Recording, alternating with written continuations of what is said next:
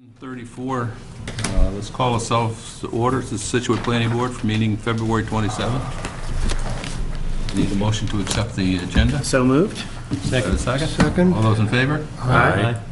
Okay, first item on the agenda is a continuation of the public hearing and mixed-use special permit in the Village Business Overlay District for 50 Country Way. See, the owner and applicant is 50 Country Way Trust, and Mr. Ford is here. Okay. What I'd like to do, while he's setting up his easel and the chart, is to spend the time going through the traffic study so that we have that. I think it's a critical part, and I think we should spend at least this meeting on it. I think you've got your traffic guy? Yes. Right there.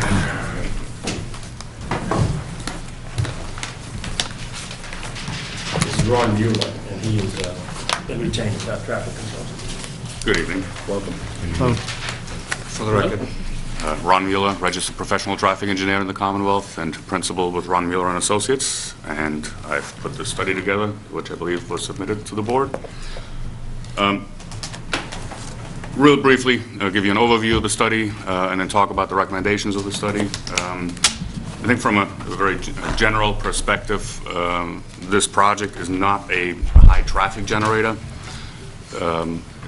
It is a mixed-use project with what we've assumed in the study is 30 apartment units, about 2,200 square feet of retail, and about 6,400 square feet of office space.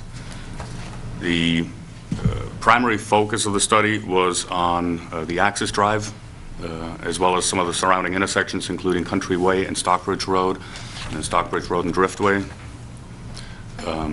What we've done, which is consistent with standard engineering practice for traffic studies, is basically go out and collect traffic counts at these locations during the morning peak and afternoon peak. We've also done daily traffic counts on Country Way, which shows us about 7,000 vehicles per day on that road. Project that traffic out to a future design horizon, consistent with state guidelines, a 7-year design horizon. And we've done that by adding an annual traffic growth rate to the adjacent volumes, adding in other development projects that are planned in the area, and then projecting how much traffic this particular project will generate and distributing that onto the surrounding roads. Basically, based on standard engineering, Institute of Transportation Engineers, trip generation rates for the uses that are proposed, we're talking a total generation of somewhere between 30 and 60 peak hour vehicle trips. That's total of both entering and exiting. Once you take away from that the volume of traffic generated by the existing apartment buildings on the site, we're talking about an increase in traffic of somewhere between 25 and 50 trips on those roads. Now you distribute that traffic onto these surrounding roads. About 45% of the traffic to the south on Country Way, about, I believe, 25% I had assumed on Country Way to the north, and about 30% of the traffic Stockbridge Road towards the Driftway. What that shows us is there'll be a maximum increase in traffic on these roads of about 24 trips, and that's on Country Way to and from the south. I believe it was about 6 or 8 or 12 trips on Country Way to the north, and fewer trips than that on the remaining study roadways.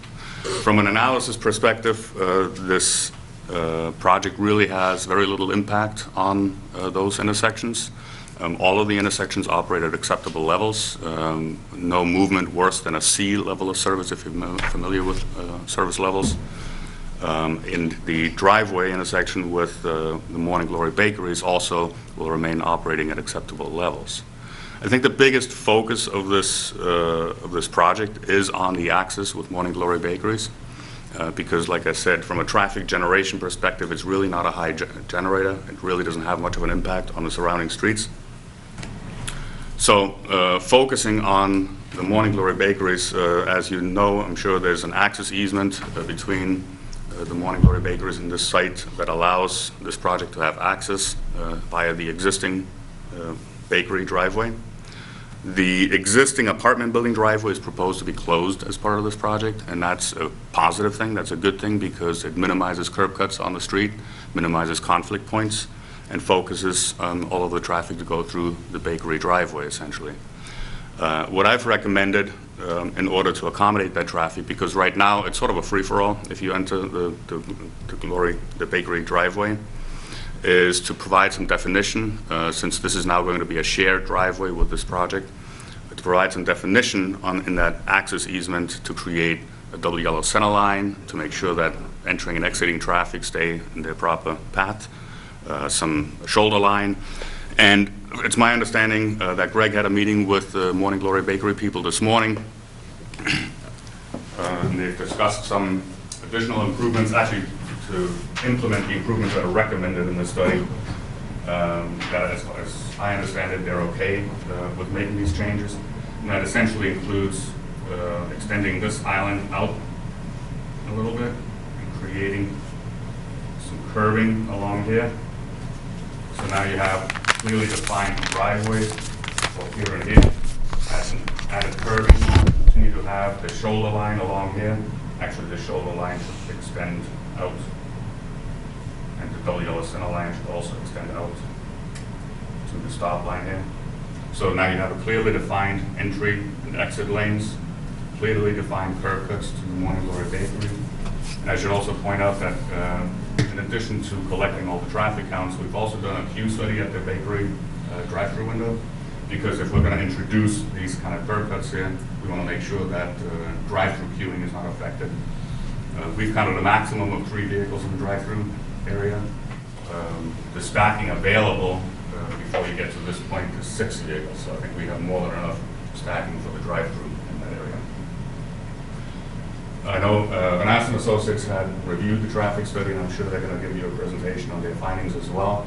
I believe it's fair to say that they've concurred with the majority of our findings and the recommendations here. They did recommend, because we've also done an accident research at the study intersections to determine if there's been a history of crash rates of crashes. And between the period of 2009 to 2011, which is the latest 3 years of data available from the state, there were actually no crashes at any of these intersections.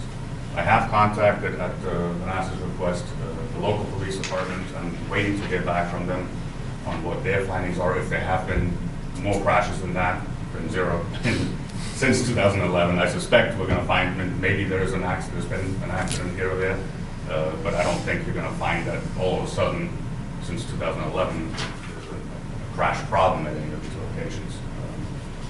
But I will, once I get those numbers from the police department, forward that to Vanessa as well. Another recommendation that Vanessa had is ways to possibly reduce the crossing distance for pedestrians at this curb cut. And one of the ways we could do that is by having this curb line actually extend out a little bit further and then provide a radius in this area. Either 15 or 20 foot radius we could provide here to reduce that crossing distance. And that is certainly a change that we can incorporate on the site plan. Beyond that, I believe, unless I'm missing something from... Why don't you talk about the line of sight? The line of sight? We've measured, yes, absolutely, thank you. We did go out and measure sight lines consistent with state standards for sight distances. There is more than adequate sight distance in both directions. I have recommended that sight lines not be obstructed by any proposed landscaping or signs. Keep those, if there is landscaping proposed adjacent to the driveway, to keep that no more than 3 feet in height from street level. Beyond that, that is it in a nutshell. You have to answer any questions if you have. What were the intersections, just curious, that you were looking for traffic? Obviously, where Stockbridge and Country Way. Yep. Is that the only one you were looking at, or? No, we looked at Stockbridge and Country Way, Stockbridge at Driftway, the other end, the bakery driveway, and then the existing apartment driveway. Okay. Locations. And that's where we have also been able to identify exactly how much traffic the existing apartment building is generating. And you did that during times when the trains let out? We did that from 7 to 9 in the morning and from 4 to 6 in the afternoon. And the reason for that is we want to capture peak traffic hours, commuting time. We've also had a daily, a 2 counter across the road on Country Way to collect daily volumes on the street, as well as speed data. because, and I should have pointed that out as well, when you measure sight distances, it's dependent on the speed of traffic and how much stopping distance you need. The speed limit is 25 miles an hour on this road. Actually, we recorded speeds of 35 miles an hour. So we based the sight distance requirements on that higher observed 35 mile an hour speed. What are the standards for, like, when you're projecting traffic? Obviously, there's a standard for, like, the apartments and is it the commercial space? Is it just commercial, or does it get to the level of commercial and then this is a restaurant? Or, I mean, does that break it down? Okay. Yes, it does break it down, right, exactly. We've applied trip rates for retail, we've applied trip rates for office space, and we've applied trip rates for the apartments. And it's all, for the apartments, it's based on the number of units, and for the retail and the office, it's based on the square footage size. So retail is just, that's a generic term, it's not It is. restaurant per se? That's correct. Okay. Because we don't know at this point what type of retail will be. You had a question, Bob? Yeah, the only sight line that I'd be concerned about, thinking about this intersection, would be somebody coming down the hill at Stockbridge Road and turning left into the path of a car that might be exiting or entering the driveway. Was that considered? Absolutely. The thing is, when you have adjacent intersections, it always becomes an issue with sight distance, line of sight, to make sure that somebody can react appropriately. But somebody who's turning, making a left turn from Stockbridge onto the way is not going to be going 35 miles an hour. They'll be doing that for a stop. There's a stop, right? So they'll be traveling obviously very slow at this point, and if there's somebody entering or exiting, they'll have plenty of time to react to it. It really becomes more of an issue of separation of streets, which this exceeds all standards. Okay. Plus, there's that big area that's the parking area of Morning Glories that, you know, you can kind of see across very easily as you come down Yeah, you that can, street. but when you get to the bottom of the hill. But even before the bottom, you know, I'm even looking at this one right here. I mean, it kind of gives a good example of when you're coming down that hill, and when you look to the left, I mean, you see the roof of Morning Glories and you see the parking lot, so you can see it pretty easily. Hear from Mr. Dirk. We'll hear from Mr. Dirk, and then Laura, hear from you, and then we'll open it up.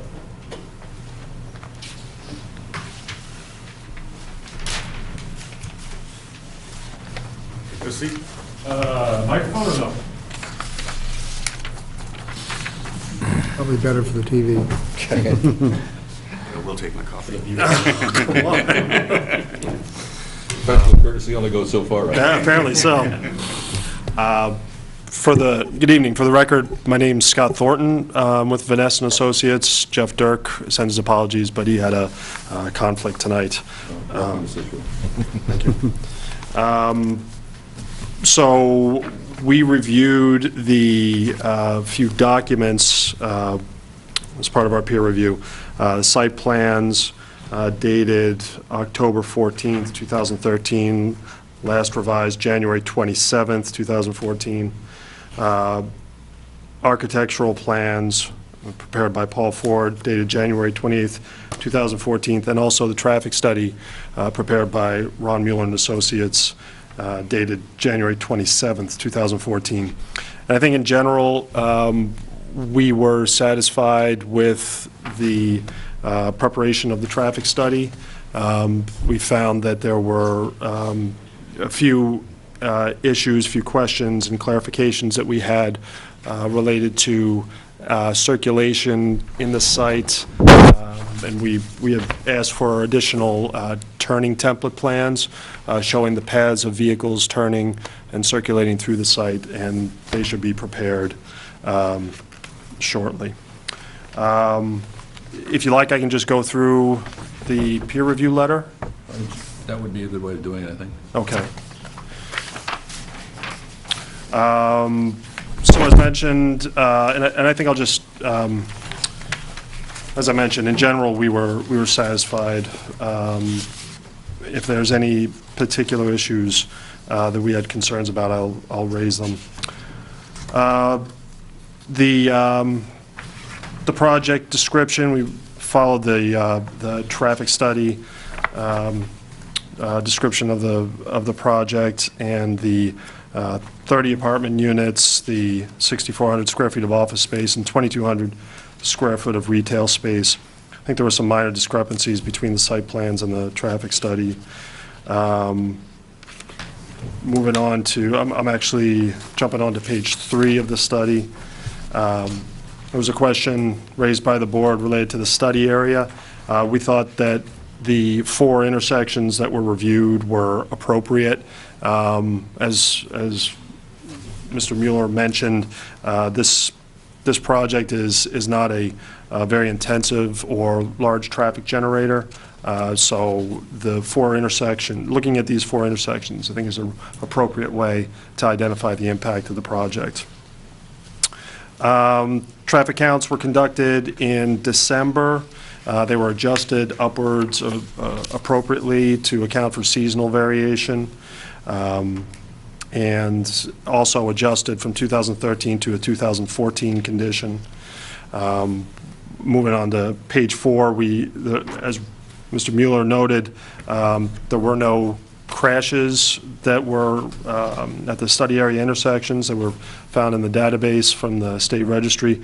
We just asked for corroboration by the town police department, as sometimes there are some accidents that find their way onto that don't find their way into the state data that are in the town records. Existing 2014 conditions were projected out to 2021, which is a 7-year planning horizon. There were, and from that point, there are additional background developments that are added. The traffic from that development was added in to create a future condition. We found that was done appropriately, and that's a basis that provides a suitable basis to compare the impacts of the project with. So with that future condition, you then, without the project, you then add the project generated traffic and compare those operations at the intersections. So you have a future no build compared with a future build condition. Moving on to page 5, we thought that the trip generation for the project was done appropriately in accordance with state local guidelines and using the Institute of Transportation Engineers trip generation information. We thought that the daily traffic, 270 additional trips, the weekday morning and the weekday evening time periods were reviewed. There were about 25 additional vehicle trips during the morning, 52 additional trips during the evening. Appropriate adjustments taken for existing pass-by traffic, and then we thought that the trip distribution was developed appropriately based on the existing traffic patterns in the area.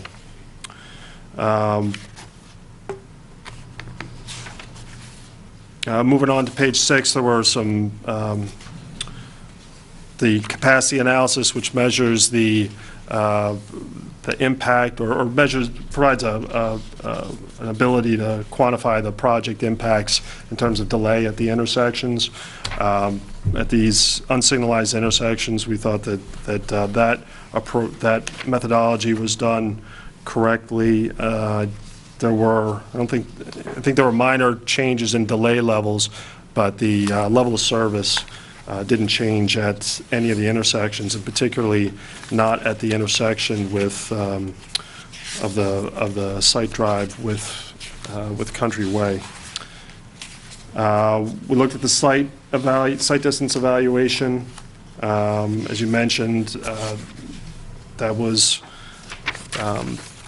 a concern looking north along Country Way, but we thought that the way the site distance was measured and the calculation methodology was done correctly. We did make there was a recommendation for a double yellow center line on the site driveway, and Ron Mueller's office had indicated that the applicant intends to install the curbing in front of the Morning Glory's sidewalk, and we thought that that was a good addition. We had some recommendations for providing or promoting public transportation, Greenbush commuter rail schedules, and Plymouth and Brockton bus service should be available to the residents. Bicycle storage areas are always a plus for residential developments. And I think Ron alluded to the reduction of the width, or the width of the site driveway, where it's kind of currently there's this angled arrangement to the driveway, and we don't really see a need for that. I think trucks are going to be able to get in and out, pending the review of the turning templates and the provision of those plans. But this driveway can certainly be closed up a little bit so that it provides a shorter crossing width for pedestrians and kind of better, it'll discourage the motorist or the vehicle that wants to turn in here pretty quickly. Mm-hmm. This tightens up the radius, makes them slow down as they're entering into that right turn. So the recommendations that, or additional requests for additional information were as I mentioned, for the turning analysis for how trucks are going to get into and out of the site, and how they can circulate through the site given the given vehicles in the parking spaces, and we had some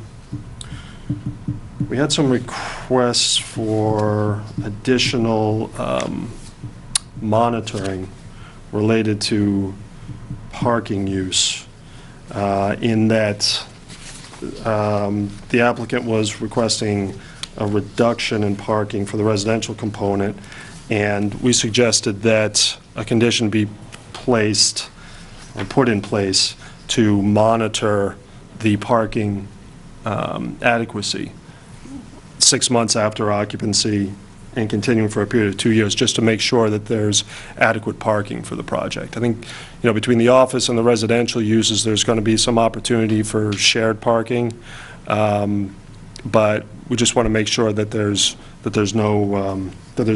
not running short for parking spaces. I think that's a summary of the study. One thing that we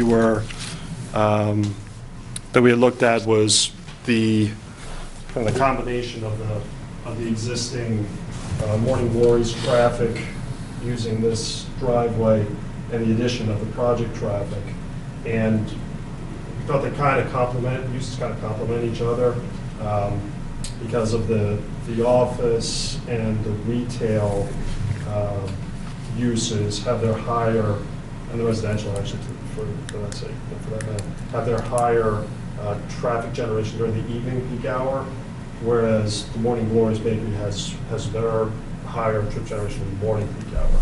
So two uses, this use and this use sort of complement each other from a traffic flow perspective. The one thing that we would note is that I know the office, I don't think the office tenant has been identified.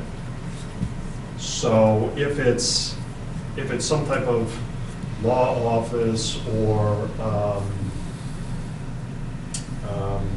don't know, some type of general office tenant, I think that the projections are adequate in the traffic study to accommodate that type of demand, that type of use. If it's something like a medical or dental office where you have patients coming in on a pretty regular basis and those spaces are turning over, there's going to be a lot more traffic flow with that type of use, and so that would throw off that would be inconsistent with the projections for the office use that were in the study, and could result in some changes for level of service at this intersection, and also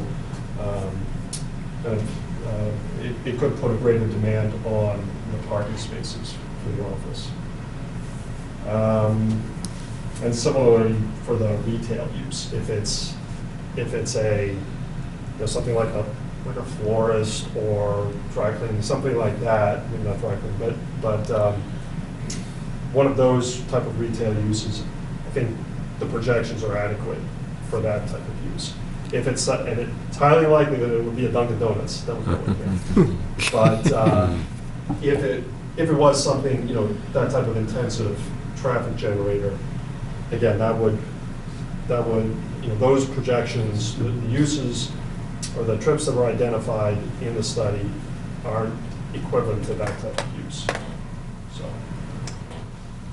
that's the information in a nutshell. If you have any questions, I'll be happy to answer them. Good summary, thank you. I have a couple questions on just the recommendations you had. You point out a pedestrian connection between building C and B, and then something to do with the crosswalk linking at building B. Could you just point out what you're suggesting there?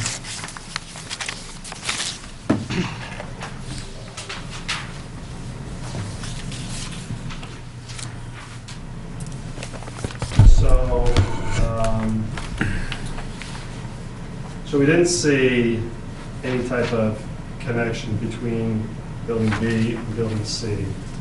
And So you're talking like a walk, a marked walkway or yeah, something? just like a crosswalk. Like there's a crosswalk going across this plan. I see, yeah. But there's nothing that really connects this building with this building. So, maybe that goes, I'm not sure where the entrance is going, Yeah. but maybe that runs across here. Maybe it runs across here. In some way, shape, or form, we should be able to accommodate some type of connection that basically gets these users from this side over to this side and then into the walkway along the tracks. I think that it's just some type of protection for pedestrians. Mhm. So it really alerts the motorists that there's, you're going to be able to see it. It's not really an issue, but just to be consistent with some of the other crosswalks that are on the site.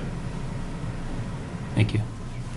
Yeah. And then the other, since we're talking about that, the other recommendation was a small island on the cross, I call it the crosswalk, the pathway going to the MBTA land. Yep. So I think you're suggesting like a little bump out that would be right on the, say to the right, to the public pathway, right? Is that Yeah. correct? Yes. What's that? Yeah, so, Which one's building B? Well, I envisioned it like a little bump out, like right here. Yeah, the crosswalk seems to go right Well, into we're a parking one- spot there. Yeah, you take out that parking space and make it an island yeah. Yeah. Oh, or a peninsula. Oh, yeah. Like Oh, I that. see. So nobody parks in it? I That's guess, what is you're that what you're saying? Yeah. Okay. Got it. So you might have to replicate that parking space to get your count, and you could replicate it as part of the, by cutting down the center island there, the large center island. Was that counted in the parking spaces? Yeah, I'm sure. If I may, I think one of the things that could be done is to locate this crosswalk across here, Oh, to have the yeah, sidewalk run up and over, you could do so that that. it doesn't affect the parking. Right. And we actually, Is that a Oh, tree? like this? yes, So how would you, we'd have to obviously move that plan. okay. Right. So maybe this planner gets moved over to this Something. configuration. Right, right. So And we we did just talk, relocate actually, the tree? We did talk actually about these recommendations earlier tonight, about providing a crosswalk at this location where we have the striped out area for the handicap space. Yep. It makes the perfect sense to put this crosswalk in this location. And we also talked about providing a crosswalk across the Morning Glory Bakeries, which, once we put this curbing in here with a sidewalk, it seems to make sense to also connect these buildings. So we're talking about shifting this island right here over to maybe this location, and then providing a crosswalk. Laura? It's really good to hear all the discussion about the pedestrian connections, because one of the principles behind this zoning was that in the Greenbush area, because of the train and just because of being a business district and having sewer and so on, that there should be a lot of pedestrian activity, that it made it a good place for people to live, if they could walk places. And one of the obvious ones to me was the bakery, so I'm really glad to hear there's going to be some kind of connection over there. I think the board heard about the possible higher parking demand for the medical and dental offices, and, you know, some types of retail, like a fast food or something like that. And I think that can be conditioned when you get to the point of working on the conditions of the special permit. I mean, I think you can really focus in on that parking demand and make sure that you don't get anything in there that's going to have a high parking demand. Because I think the last thing you want is to create a situation where there's conflict for the residents and the people coming to the businesses and the people in Morning Glories. I mean, it's a little bit of a balance that needs to be worked out. And then my last comment is more of a question, and I'm not sure if you read the comments from the consulting engineer from John Chesia, but he had a comment about a retaining wall that got in the way of access from the walkway. I don't know if maybe it's that dark line at the back here. Let's see, I think it would be, okay, you've got this retaining wall with a guardrail here, so I think the question is how you connect with that. So that's just a break that's not shown. Right, there'd be 2 stairs right there. Stairs, so is that going to be able to be made handicap accessible?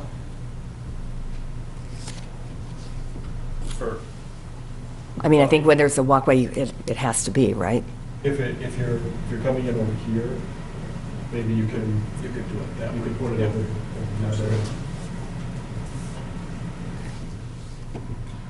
One of the things I should also point out, if I may, on the traffic generation for this project, I did not take any credit for the fact that we're right adjacent to a major MBTA station where you would expect a lot of people to actually walk to the station. So I did not reduce the traffic generation of the site to account for that fact, but in reality, you're going to get some of that. So Couple of questions. I assume you. Yep, thanks. A couple of questions. When you talked about the bypass, the 34%, and the question, I guess, is I need to understand a little bit more about the 34%. It's on your report. Yep. So, with the retail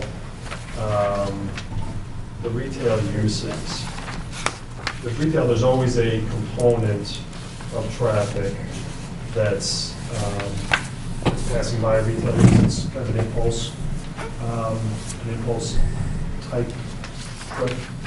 So I drive by at Tedeschi's and I need bread and milk. I pull in. Yeah. Or you're going to get gas and you see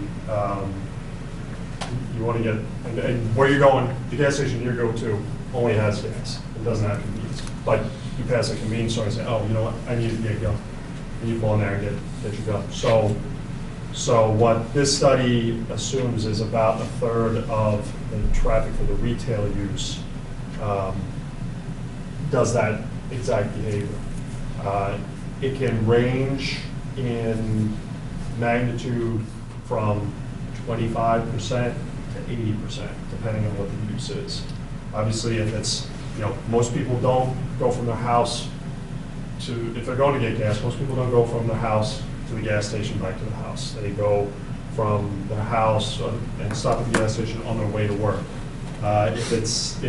Maybe it's a convenience store, maybe it's maybe it's a Florida shop, some other type use. but there's always some component that happens to be passing by the site and makes an impulse stop. It's only applied to the retail. It's not applied to the office or to the residential trips, because those are the primary destinations. Employees that work here their intent is to go here. People that live here, their intent is to go in and come out. So depending if, you get where I want to be. So depending on what the retail use is, that 34% could vary significantly. Yes. It should point out, though, that it doesn't change how much traffic goes in and out of the site, regardless of that percentage. Yeah, no, I understand. But the retail use would. Yes, sir. The retail use, I mean, if that was a Dunkin' Donuts, there'd be a line waiting to turn in, that kind of thing. There's one right so- across the street. I know that, Yeah. I just, No, it Theoretically. does. if it were Richard's Starbucks. Then the 34% would be grossly overstated. But yeah, and it doesn't change the way the traffic was estimated in the traffic study. There's, at the end of the day, 100% of the retail traffic is at the driveways, is going in and out of the site. It's just when you get away from the site, only 66% of the traffic for the retail use is assumed to be on the adjacent street roadways. Then the other thing that I had, next question I had is, the parking spaces, as I come in, whether I see the yellow, I got my double yellow line, right, and I've got the access coming in, Yep. but I've got the parking spaces that are directly below where the new curb is, right there where your finger is. Yep. Now, those are back out traffic, those are gonna be back out spots. Yep. You read my mind. Well, you wanna answer the question? No, go ahead. Because that's the concern that I have, is the fact that that's going to be probably one of the more active locations in the complex. And yet I've got back out traffic coming in that comes into incoming traffic. Yeah. And I guess I'm looking for a professional opinion about that. Or I guess, I can address that if you like. if you're both standing up, I'm looking for opinions, I guess. No, I mean, we're not creating a road here, we're creating an access into a project. So in a sense, this is no different than any development we're pulling into a parking lot. And this type of situation occurs in just about every single parking lot that you have. What you want to make sure you don't create is that when somebody's backing out of the space, that somebody's coming in, now is not able to come in and is stopped in the road. That creates a hazard. So having that, this much of a separation between the first parking space and Country Way. Get a queue of two? Provides, I'm sorry? A queue of two?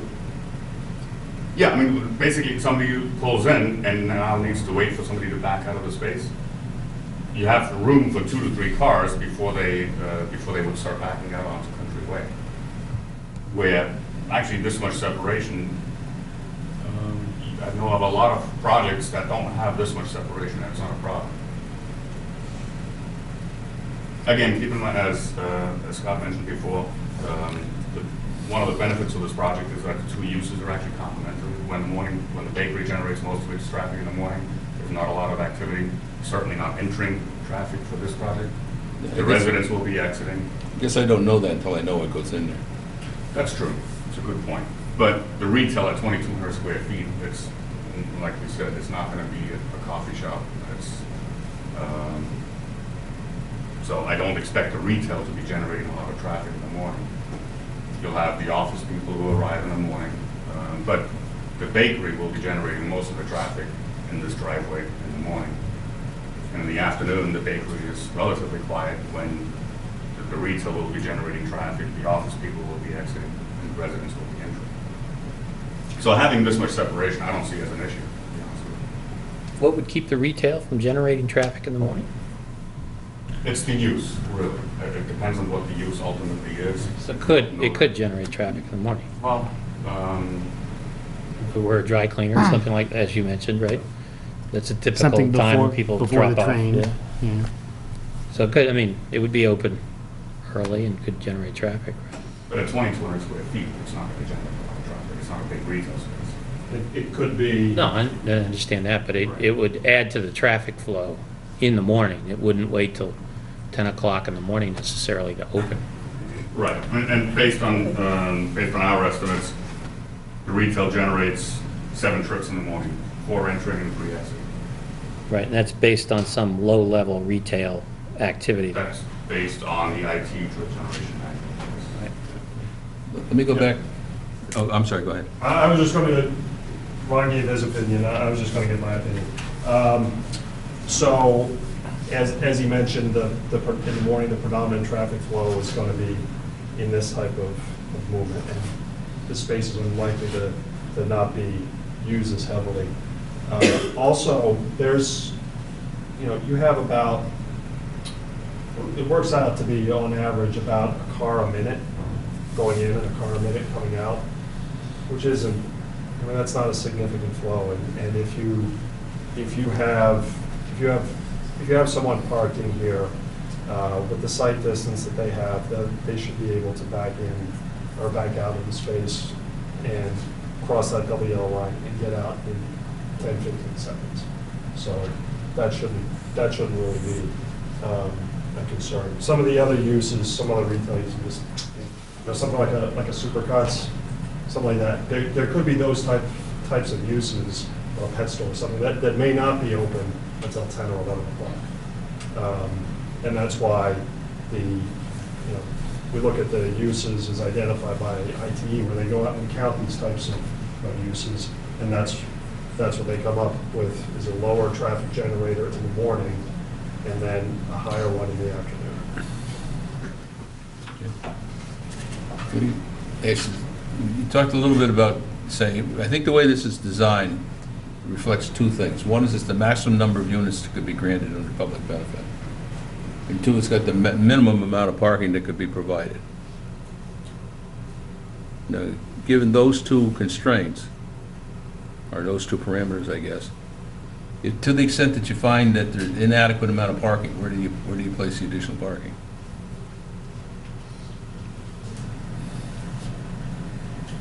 It would be pretty tight. Be nigh on impossible. But I guess that's more of a question for you, Greg, than the traffic people. Nobody using those tracks on the other side, are they? No. Bill, the fact is, though, say that we have the maximum number of units, but if we had, let's say, you had 15 units and they're all 2 bedrooms, or, or 20 units and they're a mix of 2 and 3 bedrooms, as opposed to 15. In other words, because we have 30 units, 18 of them or 17 of them are 1 bedrooms. Correct. And so they're generating, less activity than maximum than if we had 18 2 bedrooms, 32 bedrooms. We have more 1 bedrooms than. We've eliminated 3 bedrooms altogether, so it's I believe it's 18 and 12 is the count. And it's only maximum. Yeah, I guess the point that I was making, and I'm not hearing anything to the contrary, but basically it sits there and says that with the most favorable parking assumptions you can get, right, it was suggested that be reviewed to see if that it works, and if it doesn't work, additional parking would be provided. And my observation is that it would be almost impossible to provide additional parking. I also have the traffic guys here. If I was in the retail building and I was going to come back up and I was going to load and unload whatever I'm selling, swapping, moving, or doing, whatever it is, right? I guess my concern is that would come in earlier than 7, but I think the only place that I see that can be loaded and unloaded is really in the front of that building. It's kind of 2 parts to your question. We did provide a loading space right here. This is designated loading zone right here. And it's going to serve which part of what building? It services all of Building A. The second part is the revised layout that we've come up with here. We reduced the size of the building since the last time we were here. We actually increased it so that the open space is now 30% of this site, based on the numbers. if we needed to add increased parking spaces, you could probably add 2, if not 3 spaces there. You could probably add another space at the end here. You could probably add another space, either reconfiguring the loading area or there. So you probably could add another 4 spaces. And if you run the calculations out without taking any of the reductions, I believe you need 69 spaces. We've provided 66. So we're really only talking about making 3 on the site if you took full credit. How could you use those others with those, where would you put the dumpsters in? Slide the dumpsters a little bit further back. One other thing, we're going to have internal wet trash chutes, so we may not be utilizing dumpsters at all. We're going to have trash collection with interior to the building, much like Millwaf has, the Millwaf units. And they don't have any dumpsters outside, so that's what we're looking at. Right, but they do have the Excuse me? retail has a dumpster though. No, Yeah, used to. yeah. We could have retail, but we wouldn't have the dumpsters for the residential. So right now, just to clarify, those 2 dumpsters that are shown on the parking lot that's to the right of Building A, those were planned to be part of the residential? Or were they going to be shared? Shared.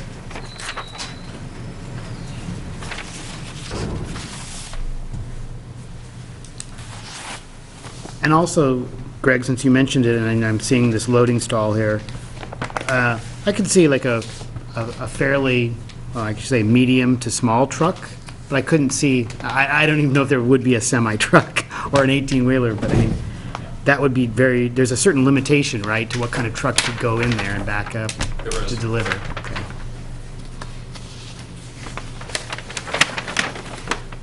Go for it, Bob. Just wondering about guest parking, is there any kind of rule of thumb? I mean, if I visit somebody at the apartments or condos in the harbor near the Welch Company, I can park behind the Welch Company, I can park in Cole Parkway, I can park on Front Street. If I visit somebody here and the parking's all taken by residents and, or one way or another it's taken, I don't know if there's any place handy to leave my car and be able to walk to this site in a reasonable amount of Well, Bob, all the time and parking effort. around Building A is daytime parking for businesses, and so all of those would be available to an evening guest. Okay, and that's not considered when you're counting the residential parking units? In other words, that's not, you're not double counting that, I guess is what I'm saying. No. Okay. And potentially, I don't know if Greg knows this, but I think that the MBTA lots are only patrolled until 6, even though they say 24 hours. I was told one point, he's like, oh, we don't, because I went to park there like at 4. He goes, oh, we don't check it after 6. So technically, if someone were to come visit, they could park there, I believe, but Yeah, no, that's a it is a fine- little bit of a hike, yes. That's an okay answer. Like winter time. I'll buy the retail spots. Okay. Any other questions on the board? Questions from the public? My name is Martha Cook. I'm on the Water Resources Committee, and we've already reviewed these plans somewhat. As far as the parking is concerned, I hope I'm not hearing you asking for more parking, because we're asking them for less parking. We would like to make sure that we're not blacktopping the entire corner, because that, like Greg said, 30% open space. We push for more open space if we could get it. So I don't want us working at cross purposes here. I'm not even here in an official capacity. I just wanted to point out that they gave us numbers based on what they thought was appropriate parking, which we considered when we looked at our approval of this based on what would be permeable, what would be not permeable, how it would affect the water runoff. Point made. Just along that line of thought, we are concentrating on bicycle storage within the buildings. And we've tried to make that point continually, that we anticipate a lot of our people will be riding bikes or riding the bike over just to the train station. But we're going to make this a real, that's going to be kind of the theme of what we're marketing for and everything else. So. Okay. Anybody else? introduce yourself. I'm Kathy O'Leary. I'm an employee at Morning Glory's Bakery. Unfortunately, we came in a little bit late, so we missed some of it. We did speak with Greg earlier today at the bakery. This is our boss, Elcio. Just from what I'm hearing, a lot of the traffic flow I've heard you guys talk about is based upon us being busy predominantly in the morning. I mean, I'm not on any kind of traffic control committee or anything, but that's not true. Plus, we're hoping to expand our business, which would include some evening hours as well, so I don't know if that's gonna, you know, you're talking about retail business being more prolific during like 10 o'clock on. We're very busy then as well. Our busy times, it varies throughout the year, depending on holidays, seasonal. And if we do choose to take a different route with our business, the evenings are going to be open as well, so. Okay. Bob? Could I ask you about the traffic pattern around Morning Glories? Where's your drive-in window, for example? Where do the cars actually queue? Okay. Okay, right. I beg your pardon, I should know it better. Show how they get to it, Greg. So, yeah, how do I get to it? Exactly right. Where's the queue? Which The queue is side? right, basically against the building right now. Okay. This becomes really the queue and stacking. So This is the window location. My entering and crossing conflict is quite far into the site, then. I've got to go there before I cross. Now, what about if I want to park and go into the building, and I want to use the spaces in front of the building? So you'd be able to pull into the site and, just like you do now, take a left and park. They have 90-degree parking along the front of the building, this Okay. way. Yep, The parking that I've seen over here it's kind of casual. is kind of casual Yeah. at best. Probably you come around the building and it's more of a kind of semi-angled parking, if you will. Yeah. I see very few people going all the way around the building to park in there, though. Yeah, right. You just kind That's of kind of tough. People pull right in and park there. targets of opportunity. Okay, thanks. And just, if I could ask, based on the curbing that you're putting in there, because as I've been in there a number of times, there are like cars parked along the side of the building and that kind of stuff at the busy time? Well, right now, parking, it's scant Mhm. at best. Mhm. And people just grab any Right. location they can to park. Hmm. So the area that I think that you're talking about, that hugs along the Mhm. right side of the building, Mhm. I mean, that's taken away now because of traffic flow, Mhm. that for this plan.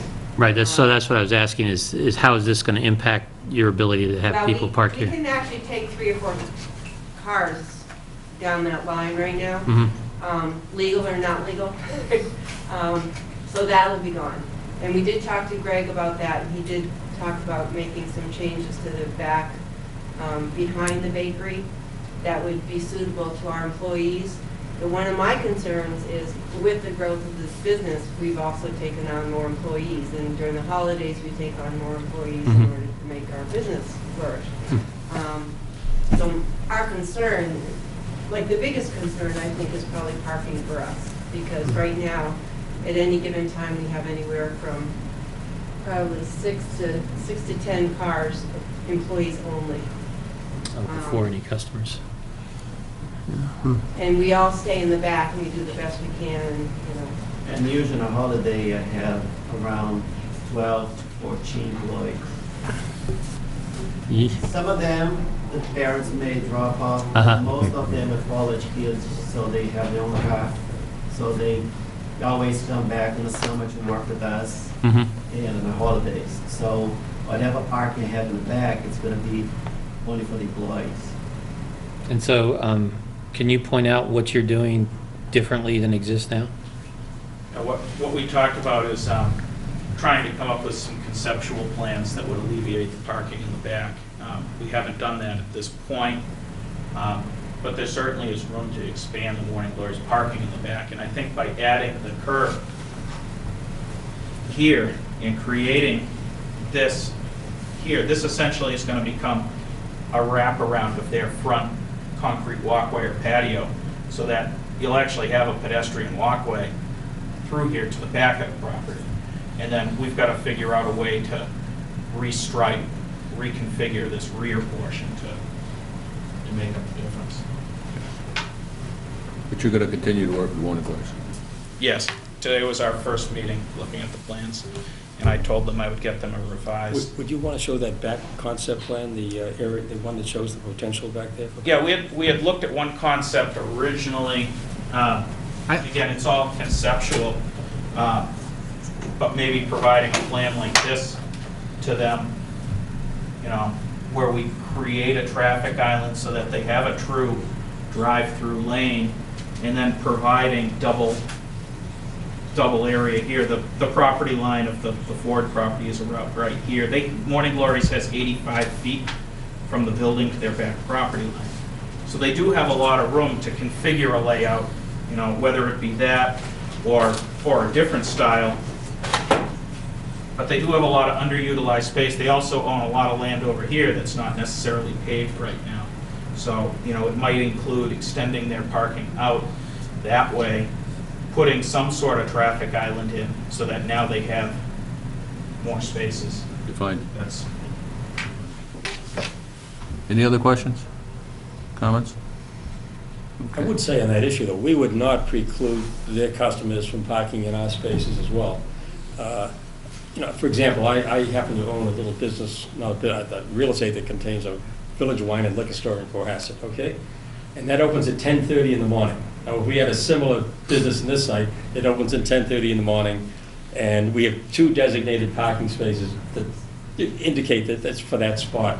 And they're not exclusive to that at all.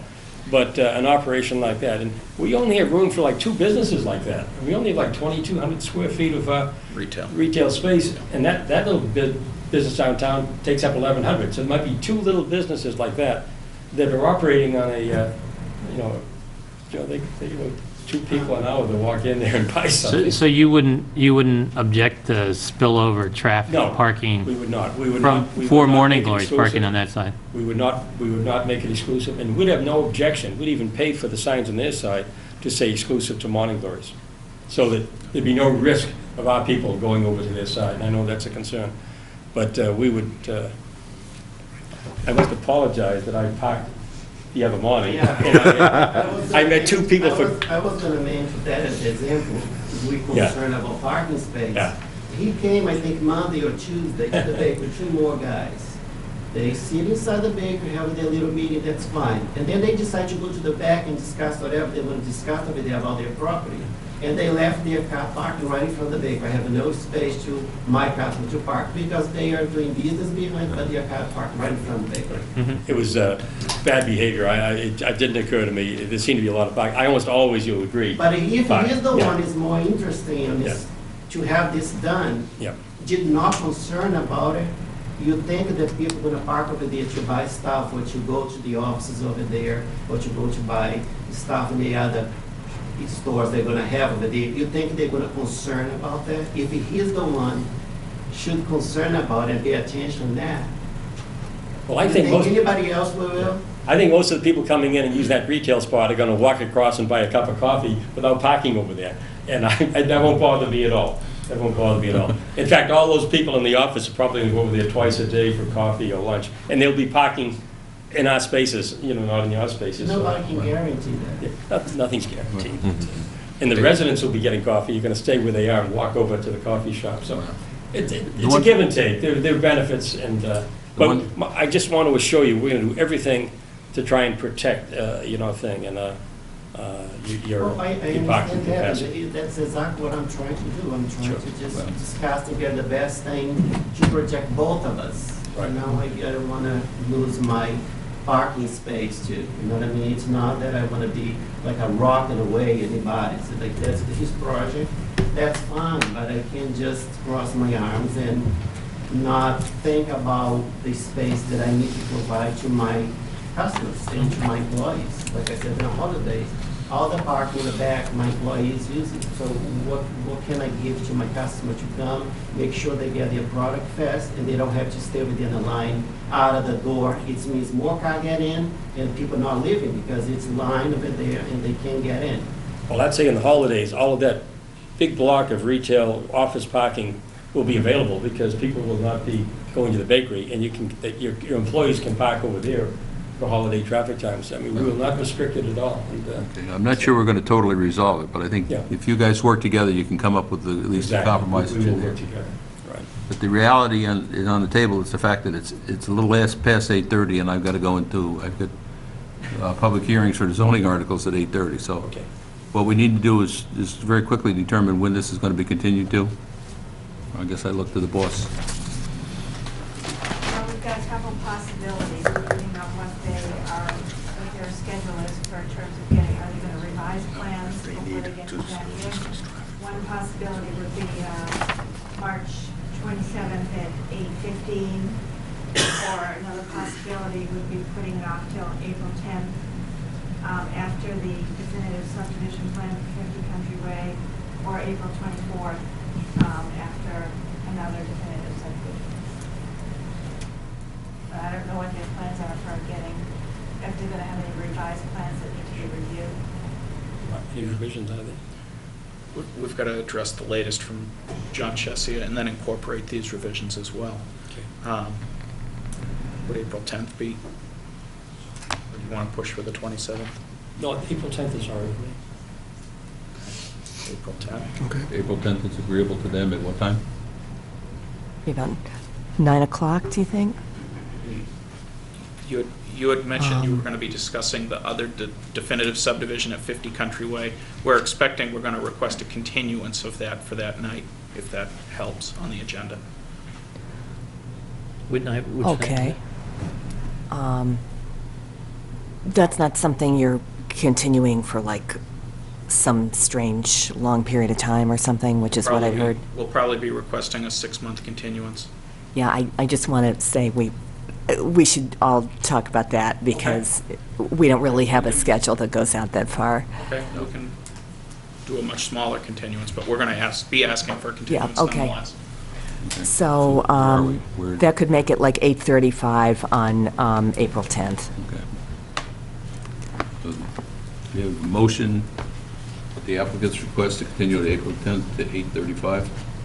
Oh, I just wanted to make one small comment since you are, well, I wanted to, since you are revising the plans and making some minor changes, and I wanted to reiterate what Laura said, and that if you could somehow really strengthen the pedestrian connection, and I don't know whether that just means the striping or banding or some theme or whatever that really says, this is the pedestrian way as you go to the train, you know, I know brick banding is expensive, but something that would really be a strong pedestrian connection. That's all I wanted to say in the plans. So, thank you, that's it. Oh, so, Need a motion. all right. I move to accept the applicant's request to continue the public hearing for the mixed-use special permit in the Village Business Overlay District at 50 Country Way until April 10th, 2014 at 8:35 p.m. Second? All those in favor? Aye. Okay, needless to say, we're going to do your Form A for 50 Country until... 5 minutes after the last thing. After we get Do you need a representative here for that? representative? For what, 50 Country Way For definitive the plan? Form A? I think the only issue is there a note on the plan about the buildable lot? No, they didn't do that. We agreed that we would bring... You can add that language that the second lot is not We're fine with buildable that. on Oh, this good, show. okay. So can I clarify in the continuance, will it be limited to traffic, or will it be to the full project at that It'll point? be a full project at that point. Okay, fine, okay. I think we'll wrap up whatever questions we got. And then move forward. I think you got a good sense where the board is on it. Wrap that up, and then I think you owe a response to the peer for the peer review. Yes. So those, I'd be looking forward for those. Okay. And in that interim period, you and Morning Glories will get together and sort of Yes. work out anything? Absolutely. Okay. Yes. Thank you. Good night. Thank you. Thank you, guys. Thank you. So the next item on the agenda is the public hearing for zoning articles for the 2014 annual town meeting. Does Richard have a thing he needs to read for this? You can read it if you want. I don't, it's not going to hurt my feelings. Yeah, I'll read it. It says, "I do not like green eggs and no." I do not like them, Sam, I am.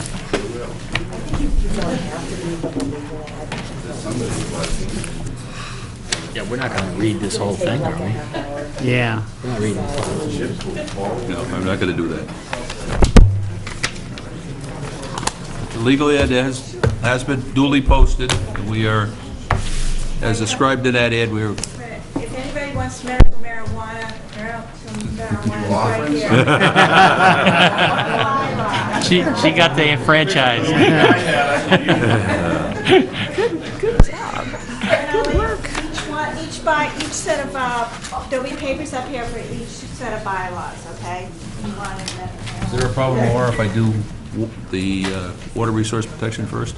No, I was going to put up the map. TV people wanted it over there, so we could get it Okay. a little bit.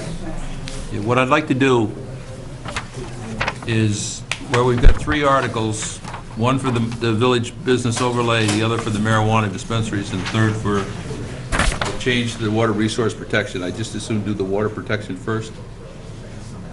And that will allow you to leave, John? You want me to? That's a pretty picture. Yeah. It's the same flames he has in his pickup truck. That's John. He's always got something up his sleeve. Because you're a member of the committee. So the first article we're going to do is the zoning article that provides changes to the water resource protection district. Mr. Clarkson is going to present the information. Well, what I'd like to do is start off with some updates since my presentation to the planning board on this however many weeks ago. A couple of things have happened. First of all, Mr. Limbacher and I and Laura and James DeBarros made a presentation to the advisory committee on this, and I'm not aware if they've held a vote on it yet, but I thought the general response was fairly favorable. To paraphrase what one of the members said, essentially the water protection district is really going to remain the same as far as its geographic structure. It's just the closer you live to a source of supply, the more protective the bylaw is going to be of our water. Regarding, last time I made a presentation here, a couple of developers were concerned as to some of the impervious cover issues. And we did get a clarification from the Department of Environmental Protection on that, and let me just put that out on the table. If you have a parcel, if the entire parcel is within the Zone A or the Zone 2, whatever, then those impervious cover percentages would count for that entire parcel. But let's say you have a parcel you wish to develop and only a portion of it is nicked by the Zone A or the Zone 2 or the overlapping zone. Those impervious cover percentages affect only the portion of your parcel being developed that's nicked by the Zone A, the Zone 2, the overlapping. So a couple of points of clarification that came out that we thought would be worthwhile to mention. The third point was raised when I was here about a diversion structure, which I readily admit was unaware of. I do note that the diversion structure appears on the zoning maps that this town published in 2011, I believe. Jim DeBarros, the director of our water department, has been out to the diversion structure and performed some maintenance on it to make sure that it is fully operational and diverting the water away from our open reservoirs, the Tack Factory Pond, and operating the way it is supposed to. The reason why that diversion structure was constructed however many years ago is that agricultural enterprises are exempt from many of the rules and regulation and laws affecting pesticide applications and things of that nature. So there was a risk that pesticides and excessive fertilizers and things of that nature could be flowing to our drinking water supply. With the diversion structure in place and properly operating, then the flow does not occur to the drinking water supply, and that was the intent of putting the diversionary structure up years ago. There is a segment, and if I can point to it here, the diversion structure is somewhere in this area. It's at a great angle for you gentlemen. It is somewhere in this area here, diverts the water away from the tack factory pond. And did we get that on the TV so I can now turn it so they can see? Okay. So we're going to turn this here briefly so the planning board can see. But it's basically by the bogs on Right. Old Oak and Bucket, right? Right. So if it is verified that the diversionary structure is working properly and this flow really isn't there, this section here would no longer be part of the Zone A surface water supply. All right, let's get the Zone A, the Zone 2's next up. All right. There is some discussion still remaining around this, and because of that, the Department of Environmental Protection has agreed to send a representative up to look at diversion structure, look to see what the situation is, and that meeting has not occurred yet. That meeting is going to occur sometime next week, and all I know is I can't make it because I'm doing another presentation here in town on dams and seawalls, in fact. And so I won't be able to make it, but what we are asking is that final consideration of this bylaw be postponed until we can get this matter resolved and really get the map as accurate as possible prior to town meeting. Time for resolution? Steve. Okay. Time for resolution appears to be what? Well, The hydrologist is scheduled to come next week. next week, and he said he'd be able to get an email out immediately once his decision is made. So we're guessing a week or two. When's the last time we can act? I mean, what's our deadline?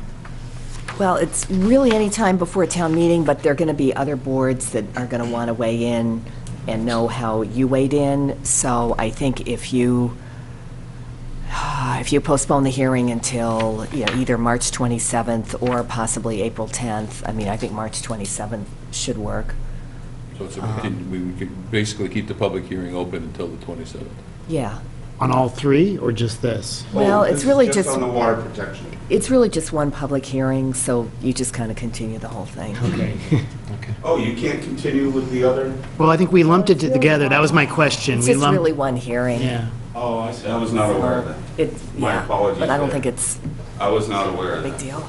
So could I ask you a question here? The Sorry to hold up the diversion, medical marijuana situation. Yes, boss. diversion structure diverts water to where? Downstream of the old Oak and Bucket Pond. Downstream of the old Oak and Bucket Pond. So, So First Herring Brook going into the river. Correct. Right where the mill is, Yeah. below the mill? Below. Upstream of the mill. upstream of the mill. Because the mill would be downstream. And when you went out to look at it, was it functioning, or did you have to make it function? It wasn't functional properly. Yeah. And would you consider it to be in good shape now? Yeah. So on an ongoing basis, you're the pride owner of it? We'll definitely be keeping an eye on this. Is that brook that runs between Old Oak and Bucket and 3A, does it come into there? Yeah, correct. It goes right into the 3. Okay. And I know the other comment you made was that sort of everything's still in the Water Resources Protection District, and then depending whether you're in another subclass, you have tighter controls, but it looks like there's one section over there that am I reading this wrong, where you have one area that's outside the blue area? Or is that, what am I looking at on the, So the original, that's a good point, and that's a distinction I forgot to make. When I first, we first spoke, we talked about the possibility of changing the overall size of the water protection district, and based upon feedback from the public and feedback from this board, quite frankly. What we decided to do was leave the water protection district as it currently stands, and but because of the DEP directive on what the bylaws should be in order to get our Water Management Act permit renewed and everything else, we did refer to the DEP, the Mass GIS data layers for the Zone A, and you see a couple of fingers where the Zone A actually reaches out beyond our current water protection district. So these are areas that in the past were not included from the original and are now becoming included. so they are integral to the Yes. the larger boundary of the Water Resource Protection Yes. District? Okay. Yes, they become a part of. Okay. And did we get to an answer? There was a question about the limitation on, what was it? Impervious surface? On the impervious, there's like no more than 20%? That's what he was saying. For the overlapping zone. But Right. the question, No, the question there was really, why limited to 20%? I thought there was a question about, can you create, artificial recharge. recharges? Oh, that's right. yeah. The artificial recharge is permitted if you're in a Zone A. The artificial recharge is permitted if you're in a Zone 2. The artificial recharge is not permitted if you're in the overlapping zones. Okay. And that is once again, in accordance with the DEP regulatory. And all three of those are limited to a maximum of 20%. Is that right?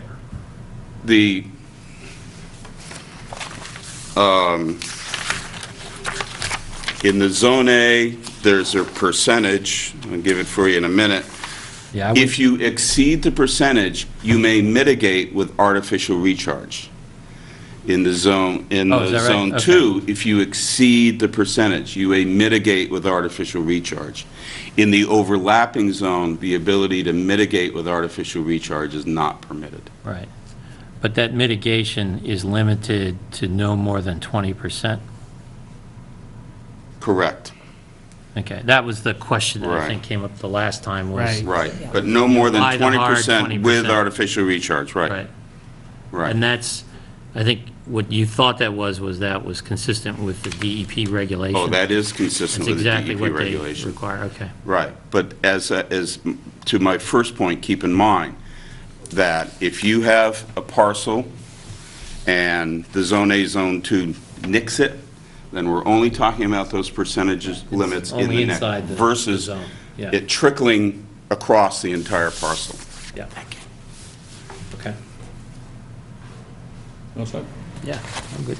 So just to clarify, on the map, potentially, the changes would be to the Zone A, where the bog, the cranberry bog, basically that dark piece that's connecting the two would be removed. To affectionately call the kidney. The kidney, yes, okay. I was going to call it the hammerhead. So the connecting piece would potentially not be there.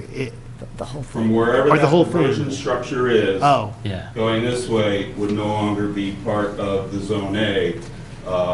The other piece would, though, on the other Right. side. All of this yeah. would. yeah, okay. I was thinking it was just the connecting piece, but it's really the whole thing. We're talking about this area here. Right, because that's all cut off now, going So somewhere each- else. So each representative of each viewpoint attended the Water Resources Commission meeting a few nights ago, Tuesday night, and I put the point to them very directly and bluntly. Position A, if DEP says there's a connection here, will you accept that? Their answer was yes. Position B, if DEP says the diversion structure is working and there's no connection here, will you accept their determination? The answer was yes. So you know, DEP is, they are professionals in this type of thing. I'm not going to try to tell them how to do their job. We look forward to their decision, and we trust that the parties involved will pay credence to the answers they've given us. Okay. It's too bad that we'd have to update, the map looks so nice, and now we have to update it. It doesn't look nice to some people. Well, You see, there are some people in the room who think the map could look nicer. There are others in the room who think the map...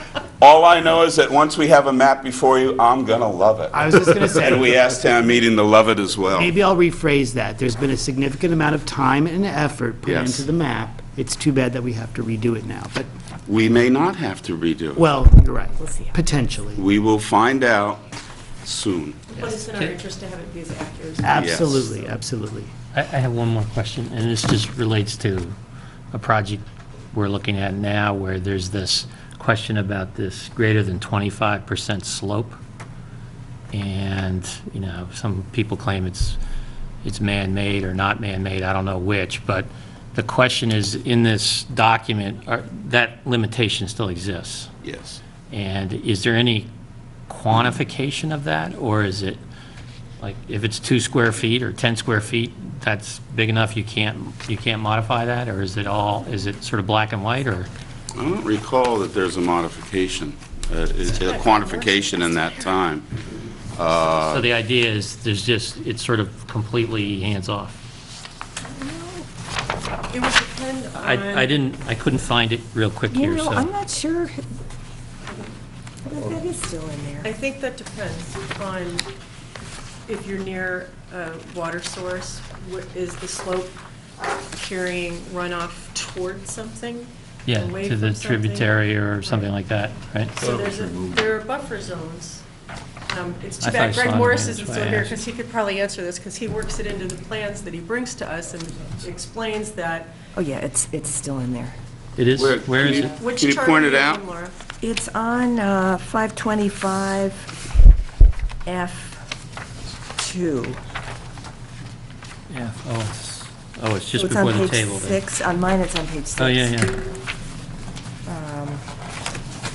It's about this, Oh, yeah. no finished slope, no grading of land having a natural slope natural exceeding slope. Natural. 25%. So it's at least qualified by that. Yeah, Okay. yeah. So there's no kind of indication that even if it were a natural slope and it was 10 square feet of a 100,000 square foot parcel, we're still saying that applies. Yeah, I mean, I think this was part of what there was some discussion about getting rid of, because this is the old language for the Water Resource Protection District, but No, there was a lot of feeling this about stays. it. And I think I the mean, decision was that this was The going to natural stay. probably works. And this is not a change from the previous bylaw. Okay. Yeah. This is what we've all grown to become accustomed to living with. I heard that. Any other questions on the board? No, thank you. Questions from the public? Hi, Identify yourself, sir. Sure, Jeff Delisi, 318 Country Way. Bill, just to clarify your question, which is, I think, how long, DEP is coming out next week is my understanding, but my understanding is, should DEP wish to change their own map upon which this map is predicated, that it takes a certain period of time, just from the standpoint of administration, just to allow that to happen, like 3 or 4 months.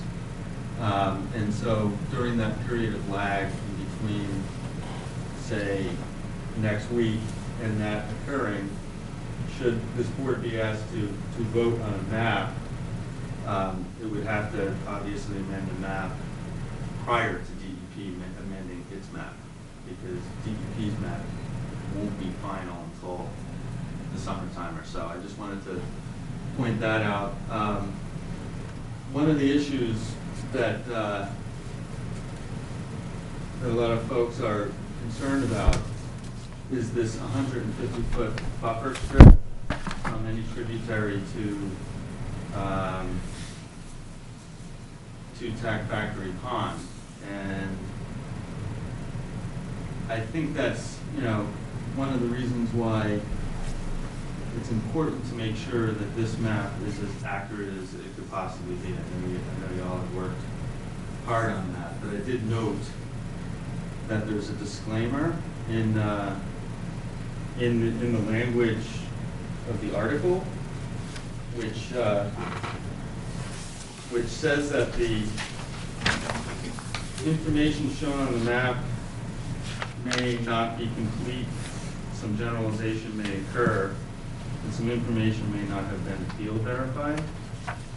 And I find this a little disturbing that from a zoning standpoint, we're going to be asked to adopt a map that incorporates a 150-foot buffer strip from any tributary leading into a water supply that is not field verified and may contain generalizations and may not be complete.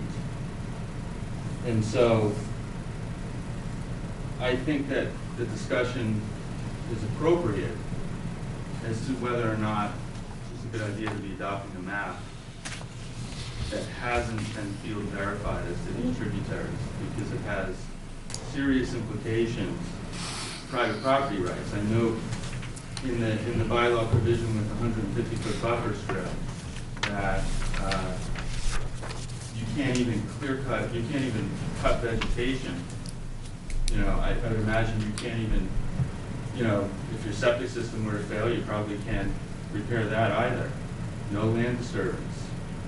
And so the purpose of this protection district is to protect our water supply, and that's fantastic.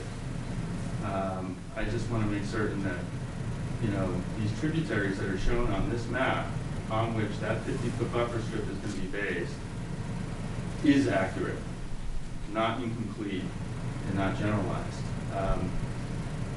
And I'll just conclude is tonight is a important night in my household. My son would have turned 12 tonight, but he didn't get there because in 2005 he passed away of brain cancer.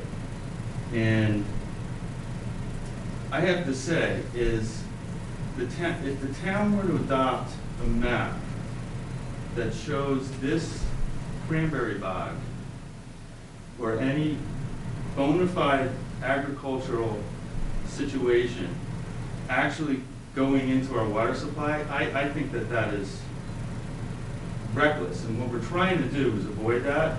And I think this Water Resource Committee, the Water Division, has done a great job in getting out there once this issue has come to light and repairing the structure as soon as it possibly can be repaired. But should DEP get out there next week and it not be to their liking, I think before this board adopts any map or suggests any map should be adopted at town meeting, that the first thing that ought to be done before any map is adopted is make sure that that diversionary structure is 100% tight. And if it's not, I think it would just be incredibly reckless to adopt a map that shows that that is running to our water supply. So that's my point. A lot of good points. If I may. Could I ask a clarifying question there, because I'm not sure I understood your last point. You said if the diversionary structure is not 100% tight, what is it you would anticipate? That this town goes back out there. No, I mean on the map. I mean, you're saying don't adopt this map. In fact, if it's not tight, this map is accurate.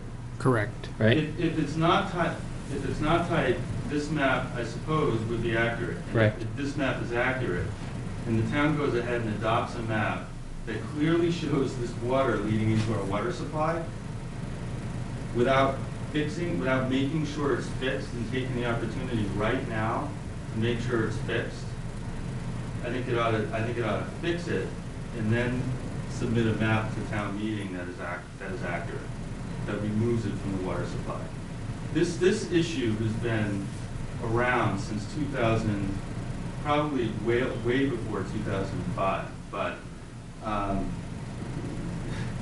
in 2005, the building inspector wrote a letter to an individual in town and said essentially the structure was vandalized by people in the neighborhood who apparently didn't want to see development nearby. And the thing to do in order to protect the water supply in the town is to actually fix the structure. This was 2005 by the building commissioner, and this town has gone by for 9 years and hasn't fixed this structure. Now, finally, with Mr. DeBarros, Mr. Clarkson, and other good people in town, it's being fixed. But it ought to be 100% fixed. And the point I'm making is DEP goes out there next week, and maybe it's 99% there, but 1% not. Let's make sure that it's 100% there before another map gets put forward before this board and the town meeting. Because my fear is that you put something forward before town meeting, then all of a sudden the issue gets lost. And I don't want to see that as somebody who's drinking the water. I think that now's the time. We have an impetus now.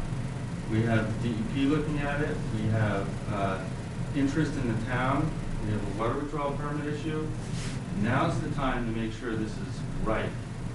And if it's not right, this is a good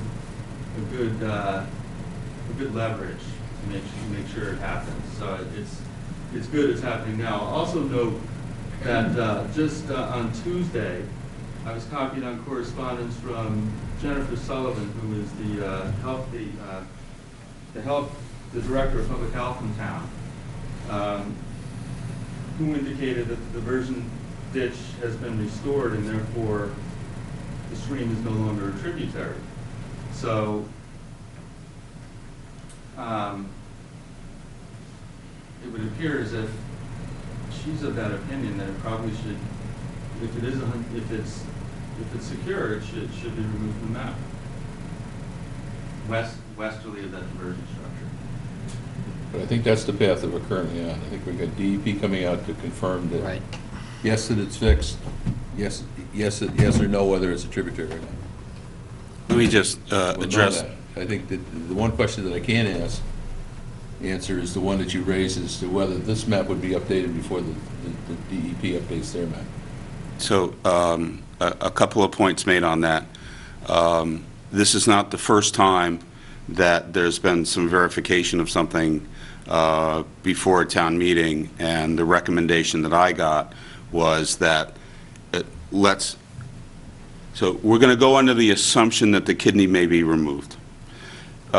This map could be published without the kidney there, and the statement would be that this is based upon the Mass GIS data with the revision made based upon the field verification of the Department of Environmental Protection.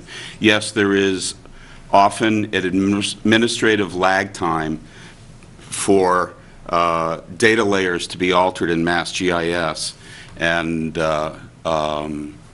that's just a part of reality. In fact, if you go to the Mass GIS website or you go to the Mass DEP website, the disclaimer about the map is on the website that this should appear on all maps that are using Mass GIS data. This is a fairly standard disclaimer. Any map that you get from GIS is a snapshot in time. And as I've experienced, gentlemen, ladies and gentlemen, I spend more time in this committee than I do on the Water Resources Committee. But I see you, and I have strong affection for all of you as well. I see when various proponents bring their plans in, they are all field verifying everything. And that's a normal part of the permit process. So the map is something that gives you kind of the starting point, but on a development by development basis, there's field verification required every step of the way. So I appreciate the gentleman's concerns, and But I think the process that's set up for any sort of development calls for that field verification anyway.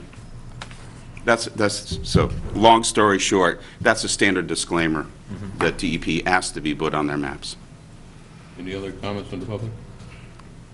Stephen? Got a couple of quick comments. If I can, in layman's terms, take what Jeff was trying to explain in kind of legal terms. If it's a tributary, it shouldn't be. So take whatever measures we have to protect the water supply and make sure the diversionary ditch works and wipe it off the plan. And then it's done, it's final, the water doesn't go to the reservoir. I think that's what you were saying. So let's, as a town, let's not let that water go into the reservoir and contaminate it. So in simple terms, you talked a little bit about the 20% impervious, and you said that if it splits a couple of zones, that it's only subject to the area that's in that zone. And that's in direct conflict with section 330 of our bylaw, which talks about lots that split two districts. If it splits it by 25 feet, you can use the less restrictive. Once the lot is more than 25 feet, the more restrictive goes against the entire lot.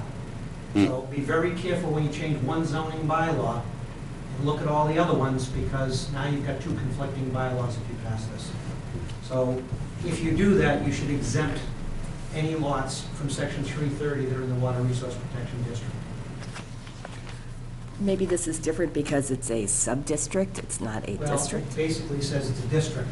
So, and then I went to the list of districts, and Water Resource Protection District is listed in districts.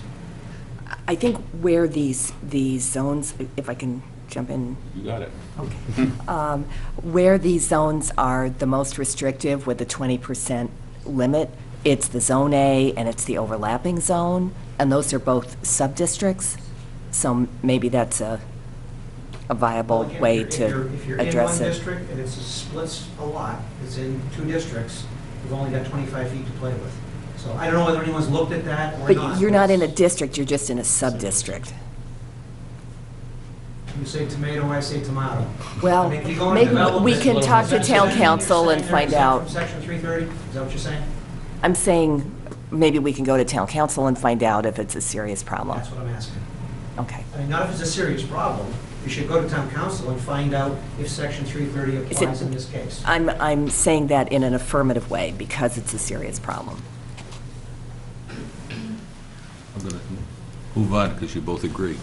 It's unusual. It's a temporary thing. Oh, no. I don't know about temporary. Unusual, I will accept. Anybody else in the public? Okay. To the extent that you have anything else, you'll be back on when? 27. 20. Well, yeah, we're talking about the good for you. 27th We'll at... continue to the 27th. Okay. Yep. Okay, thank you. Thanks. Thank you. Thank you all. Would you like to do marijuana next? That's 27th of March, right? Yeah. It's a straight drive quick.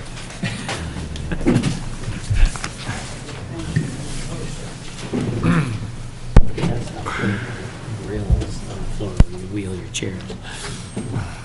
Shredder would work. You want to stick around for what?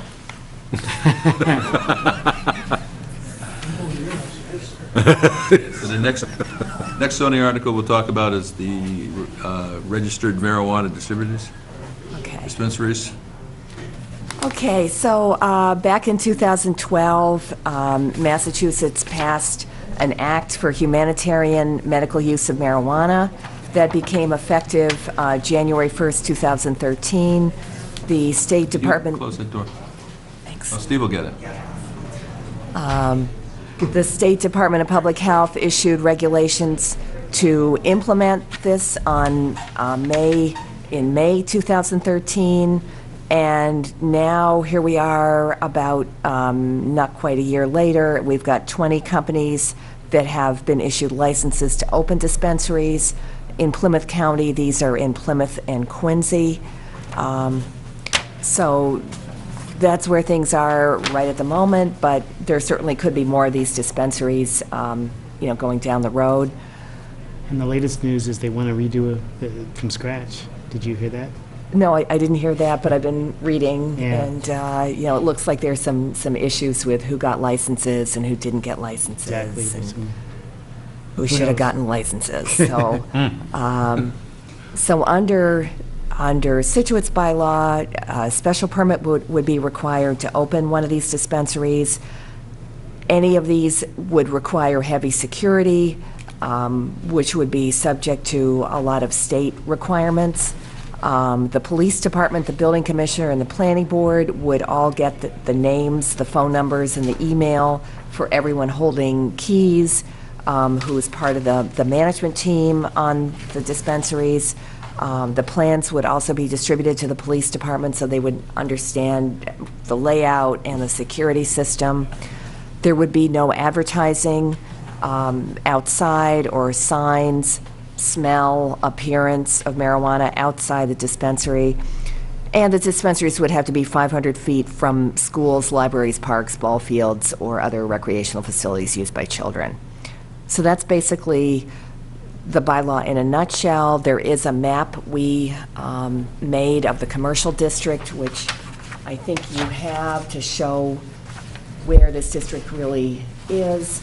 A lot of it is land that is publicly owned, so it couldn't be developed this way. There are a few locations that are in kind of the medical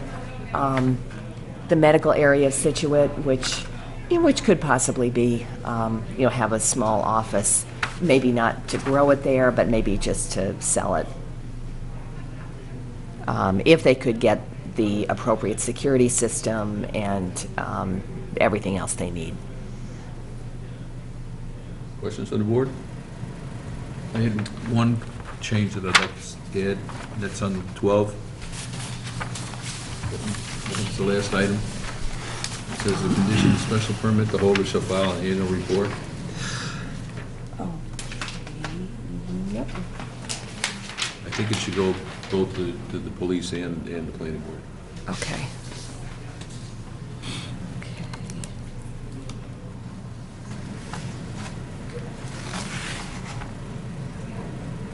See where,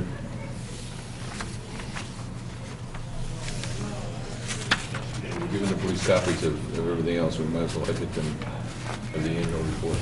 Sure. Yep. Any other comments from the board? Comments from the public? Question for Laura, just quickly. This tracks pretty much with the state's model. Yep.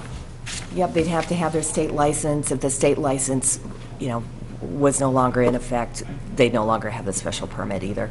And so it doesn't deviate from what the state is recommending as the statute to cover this situation in any specific or major way. No, it really completely tracks with it. Just a question on the cancellation of a license, state license. How do we know? Do we have to wait to January 31st of every year? That's a good question. I can try and find out if there's any way that they notify communities. Is there any way that we can get notified upon the cancellation of a special permit for a facility we've granted, or a license, right? For a facility we granted a special permit. It seems to me we shouldn't wait till January 31st.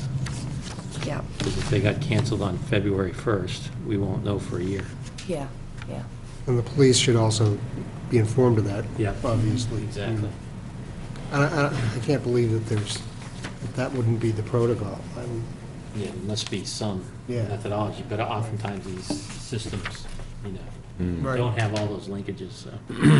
Sounds like the system's a little fluky, but hopefully they would have something. At a minimum, we could put an affirmative obligation on the permittee to notify us immediately. Well, and- That could be a condition You in can here. condition I the believe permit we'll- Right. that way. In number 11, Definitely do you that. say, in the event. Extend and modify the village business overlay district. Okay. Let's see. Go through this one, Laura? Sure. The changes this is going to make is that a mixed-use development now can include some multifamily buildings that don't have any business use. there still has to be one building with a business use in it on the first floor. The amount of the retail on the first floor is regulated just on main streets in each of the villages, and it's now required to be 100%, and it could be reduced to something over 50%, so it would no longer have to be 100%. Although, you know, when you're granting special permits, if you think you can get the 100%, you can, you know, you can certainly make that a condition if you want to. Right. And then there's the extension of the district, which goes, which now would go over the 2 MBTA parking lots, and almost all of the land that was in the petition from last fall, except the very southern part of one of the parcels, which is, you know, really near a wetland area. So maybe I can bring up the map so we can get it on the big screen. You have one in color? Yeah. Oh, yeah. And these will be at town meeting, and we'll also be working on some handouts. That's what happened to our budget. She just had watercolors and Is that right? Is that good? remember when the... It was the consultant that we hired to pick the colors that cost us the money. Prismacolors and What's that? Prismacolors. Oh, yeah. Everybody had a big set. Just as a little aside, when the advisory booklet is getting printed, it's going to have the articles with like lines crossing out what's being removed in the zoning and bold for what's being added, which kind of addresses the gentleman's point at the last town meeting who had an issue with the way they were presented. So, And just a clarification, on the south side of the Driftway, that red, that's in the current Village Business Overlay District? Not shown. That's not in the Village Business Overlay District. It's business zoned, Oh, which that's is why it's why. red, but there's a Okay. little hatch that goes over Oh, okay, I can't the see rest of hatch. it. All right. So, Hey, isn't that the Jacob Hatch building? it is the So that's where we are. So if you want to continue the hearing on the zoning articles, that would be to March 27th. And the timing depends on how long you think the 75 Moreland Road accessory dwelling will take. I think the only issues with that were the landscaping and the screening. Yeah, the So- point of view and stuff, that kind of thing. Yeah, the views, and so I don't know if you want to allow maybe 45 minutes for that? Probably enough, right? Half an Yeah, I hour? don't think so. To make it, I mean, we've been through a lot of it. Yeah. Probably now. If your mind's not made up by now, it won't be. Right. So 45 minutes would be good. Okay. So then that would be, you'd be continuing this to 8:15 on March 27th, and we have a...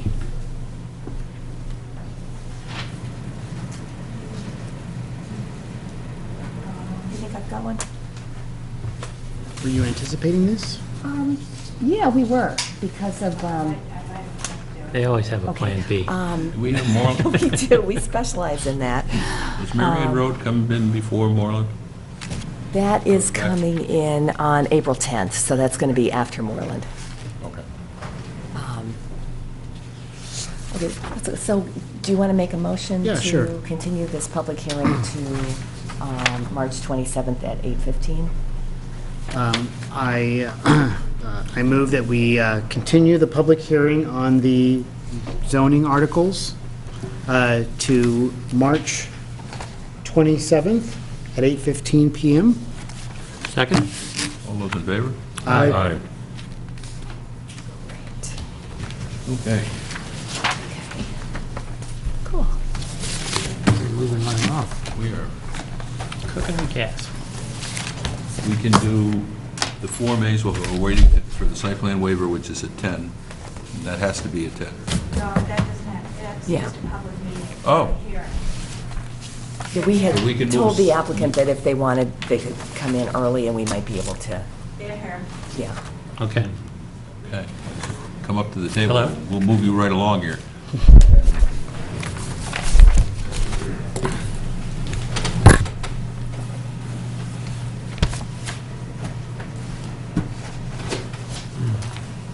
don't you introduce yourselves and tell us what you'd like to do? Okay, I'm Patrick Farr. This is Emily Farr. And we are hoping to open a juice bar called Quench. Please, yeah. Quench Juicery at 76A Front Street, where the old Healing Touch used to be. So we're hoping to serve freshly prepared juices prepared right in front of you. Similar to, I'm not sure if any of you have been to in Cohasset, there's a similar one called Lido Juice. Similar concept, it's just freshly prepared juice, you know, orange, carrot, apple, cucumber, kale, stuff like that. So juices, smoothies, and some quick breakfast items as well. And we're hoping to source locally whenever possible. I've talked to a couple farms around, and we have come up with the agreement that they would supply us with whatever they have in season, and we would. So we'll be producing a lot of pulp from the juicers. So they mentioned that that would be a great way for them to feed their hogs. So I think it'd be a good relationship there too. So we'll try and do it organic and locally sourced whenever possible. And I think you may all have our site plan and our logo and signage proposition as well. Yeah, it's cool. Why don't you Signage. just Do we have talk to that? us, I think so. Yeah, I'm not, talk to us about what you're doing within the building. maybe it's. Excuse me? I may not have gotten any. Talk to us a little bit Might about have what you're been looking to do within the on my building. email. Okay. How many seats you'll have, that sort of thing. Okay. So we have rented 76A Front Street. It's about 570 square feet. Could you remind me where that is? 76A is where? Sure. So the Jack Conway building, or the real estate office, is on the corner of 76A, right next to Scituate Federal Credit Union, or Oh, okay. Federal Savings, I want to Yeah. say. Federal So there's a Savings. drive-through right there Yeah, that they have. yeah. Behind both buildings is the large public parking area. So it's right in the alleyway leading to and from Where the like parking area. Animal Farm is? Exactly, yeah. Yeah, okay. So the Animal Farm Pharmacy is above Above, this on the second location. floor, yeah. Yep. Okay. yep. And what Okay. used to be there, you said? The Healing Touch. Oh, yeah, okay. Massage Yeah. therapy. It- The bead, Beads the place. Bocomp beads is. Yeah. Yeah, The, okay. Boku Beads is our neighbor so we're on the first floor, so is Boku Beads, Okay. right next to us, So yeah. when you go in, you're going to be kind of to the left there or in front of you, and they're going to be to the right kind of thing? Their main door is on the side that CVS is on, so around the corner. Yeah, around the corner, Yeah. but you can get in the back way. Yeah, yeah, too. exactly, okay. yep, yep. So what we are proposing to do is, in the space is, so there are they had two massage rooms in the space, so remove those walls, none of which are load-bearing, and make a bar similar to something here, a bar area, a couple large industrial or commercial juicers, install a few sinks, all up to health code. I've already spoken with Jennifer, and she's given me her blessing, I guess, to go forward with. She's seen all the build-out plan and everything. And I also have an application with the building department to go forward. So yeah, the main thing is knocking down a few walls, installing probably 3 sinks, like a 3-bay sink. I won't have a dishwasher. 3-bay sink to do all the washing, rinsing, sanitizing, a hand sink, which you need, a janitor sink, like a mop sink, and probably a vegetable and fruit washing station. Yeah, and as far as seating, the thought, it's a small space, so I thought will be sort of a bar area with probably 4 bar stools or so. And as far as seating, probably couldn't see more than 15 seats in the whole place, including the bar stools. So yeah, I think that's the main gist of it. Good, thank you. Laura? It seems like a great addition to the harbor. It's not terribly intense as far as the use. It'll be close to Cole Parkway, so the parking is available in that location. We did touch base with Jennifer Sullivan, and she is fine with all the health requirements being met, so it seems like it could be approved. Questions from the board? Is there, and I don't know the answer, is there any possibility for like an outdoor seating, like like in the summertime when we possibly might have summer? I don't know if that'll ever come, but I don't know if it would be, if you could even have it, or is that a special application for out, like have a chair or table outside? I don't, is it? I'm just thinking of the space. I don't know Yeah. if there's room for it. I think that's I know, a it's in wonderful that, idea. okay. Pretty hard to I mean, do there something there. may be one table with a couple chairs, but I'm not sure. I'm not sure. I'd imagine you would need some sort of permit or something to do that. But I love the idea. I would love to see that happen, but. But you'll definitely have takeout, so if people want Oh, to for sure. grab something and go Have sit by the takeout, just land harbor. it Yeah. right up against the rail. That'd be. Yeah. Yeah, I mean, I don't really have any questions. I think it's a fantastic addition to the harbor, and I think it's a really great idea. And I like the idea of breakfast sandwiches. That sounds really good, too. I'm always about food, you know. I hear ya. I'm just looking forward to reading your first review.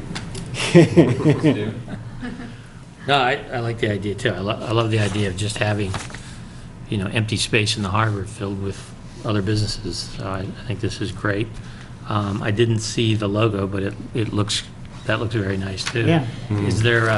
Was there a signage sort of plan on how you do that? Is it going right on the glass, or is it a hanging sign, or how's that work? I think we will paint it on the glass, similar to Healing Touch had theirs painted on the glass as well. In hanging off the building, there is sort of the pet pharmacy. They have a very similar sign. I'd say I proposed that sign in about a 3x3 sort of wooden. So will that be out closer to the street? Is that where I it's think going we'll to be? have it, there is a space for a sign to hang from the building, perpendicular to the building, which is blank now, which I assume the Healing Touch signage was there in the past. So I would love to hang that up there, and I think the other businesses in that area, there's a sort of a post that comes out of a planter right on that corner. Yep. So I think we'll put our signage there as well. So I have another, something similar to this. Yeah, it's Instead nice. of the stacked vertical, this is sort of the, if anybody wants to see. Yeah, so we sort of have it, so that's the green version with the orange in the middle, and this is the orange version with the green. So maybe something like that, Yeah. just smaller, out on the walkway there. Great. No, I think it's a great idea, and I hope it succeeds. Thank you. Go for it. Yeah, no, happy to see a new business and new ideas, and Only can't one wait to problem. get there. Let me hold off on wishing Normally you well should till be we get a vote. bringing, like, samples. We've tried that with everybody and haven't got a sample. We got cupcakes. Well, we get cupcakes, but. Oh, that was We more did, Friday the but other then that business didn't actually happen. Well, we need some microbrewery. Well, And I'll pay for my own samples. like I said, I've been to the one in Cohasset, and I think it's a really nice idea. Are you affiliated with the one in Cohasset? No, or not at all. Just separate, No. yep.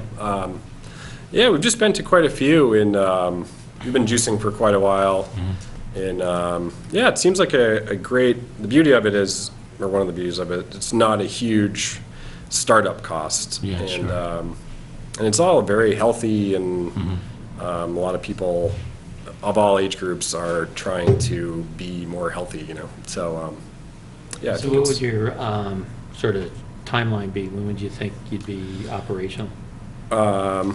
Hoping, I think the beginning of April we're hoping for. Yeah. Ideally, St. Patrick's Day for the parade and everything, but I think that's, it is a small space, but yeah, that timeline's kind of aggressive. So early People spring, we're serve saying. hot juice on St. Patrick's Day. Yeah. Green orange. Do I have a motion? Yeah, I think so. Yep. I move that the planning board finds the proposed site work or building work is minor in nature because there appears to be adequate parking in the nearby public parking lot and on Front Street, and no site work is proposed, and to grant the site waiver for Patrick Farr, owner of Quench Juicery at 76A Front Street with the following conditions. Number 1, construction shall comply with the improvements shown on a plan entitled Quench Juicery submitted with the application. Signage shall comply with the plan submitted and be no larger than 3 feet by 3 feet and be hung on the side of the building on the existing sign hanger. Number 2, approval is contingent upon all local approvals being obtained from the town of Scituate. Second. All those in favor? Aye. Now I wish you well. I was going to add a third one saying you had to bring in samples, but I thought, well, that's really probably not. Pushing it. Yeah, that's not I kosher. think there's that ethics thing we signed. Yeah. Oh, under $50 is okay, isn't it? These juices are pricey. Look forward to seeing you in Harbor. Yeah. Yeah. Good luck. Thank you. Excellent. Appreciate it very much. Thank you. See, was that the easiest board you ever went to? I've never been to a board before. So it was the hardest. Not so bad. Thanks very much, I appreciate it. You're welcome. Thank you. Okay, next item, we've got our choice. Got a couple Form As, Countryway. got a recommendations, an update on the consulting engineering interviews, accounting minutes and liaisons. Wanna Tree Hill street acceptance plans? I don't have that. No, I don't know if we, can we on do our that list. under town planner report? I haven't seen the plan. Okay, it's like it's plans that were prepared by the DPW. It's a street layout. Yeah. Okay. Oh, okay, can we still put that on? Form A applicant right here. Okay, which Form A is it? That's the end vinyl. Okay, then let's do the vinyl next. Okay.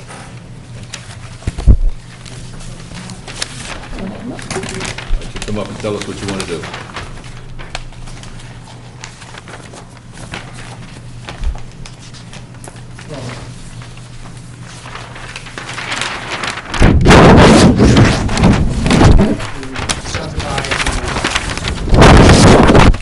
The property I have on the corner of Ann Vinyl and Bittersweet Lane. It's just over an acre, and you see there the subdivision proposal that Ralph Cole has proposed. I assume you were Matthew McLaughlin? Yes, sir. I think this is straightforward. Laura? Yeah, both the lots have frontage on a public way, and the plan should be endorsed. Do I have a motion? All right, easy enough. I move to endorse as approved under the subdivision control law, not required, a plan of lots 42 Ann Vinyl Road, Scituate, Massachusetts, Assessor's Lot 27-6-14, prepared by Mr. MR? MR Surveying Incorporated for applicant Matthew J. and Aaron B. McLaughlin, dated 8/14/13, as the division of land is not a subdivision because each lot shown on the plan has access and frontage on public ways as required by the zoning bylaw on Ann Vinyl Road or Bittersweet Drive. Have a second? Second. All those in favor? Aye. You have been You're done. subdivided. I will, That's your way. That's all there is. what I will do is I will sign those tomorrow. Pardon? I'll sign them tomorrow and you can pick up, if you need a copy, pick it up then. So do you You need need these? one of these? I need those. All right, here you go. Angelo's getting mad at my stack in the office. I leave my stack in the car. I noticed my wife Mine is started doing that too. My stack is overflowed to the trunk. Yeah, mine's in the trunk. Okay. Good night. Thank you. You're very welcome. Want to do 50 Country Way next? Sure. So this plan shows 2 lots, and one of them has frontage just on Stockbridge Road on the kind of steep part below the bridge there. Oh, this is our, This plan is, this is the apartment complex. Right. Yeah. they're obviously concerned with the limitations on impervious surface, so they're grandfathering their property, so the zoning that's existing now will continue to apply. It's perfectly legal for them to do that. So that's really the purpose of this plan and also the definitive plan that they're filing. And as I was saying, one of the lots really has frontage on Stockbridge Road in a kind of inaccessible place, but they are going to be putting a note on the plan that says that that shall not be a buildable lot.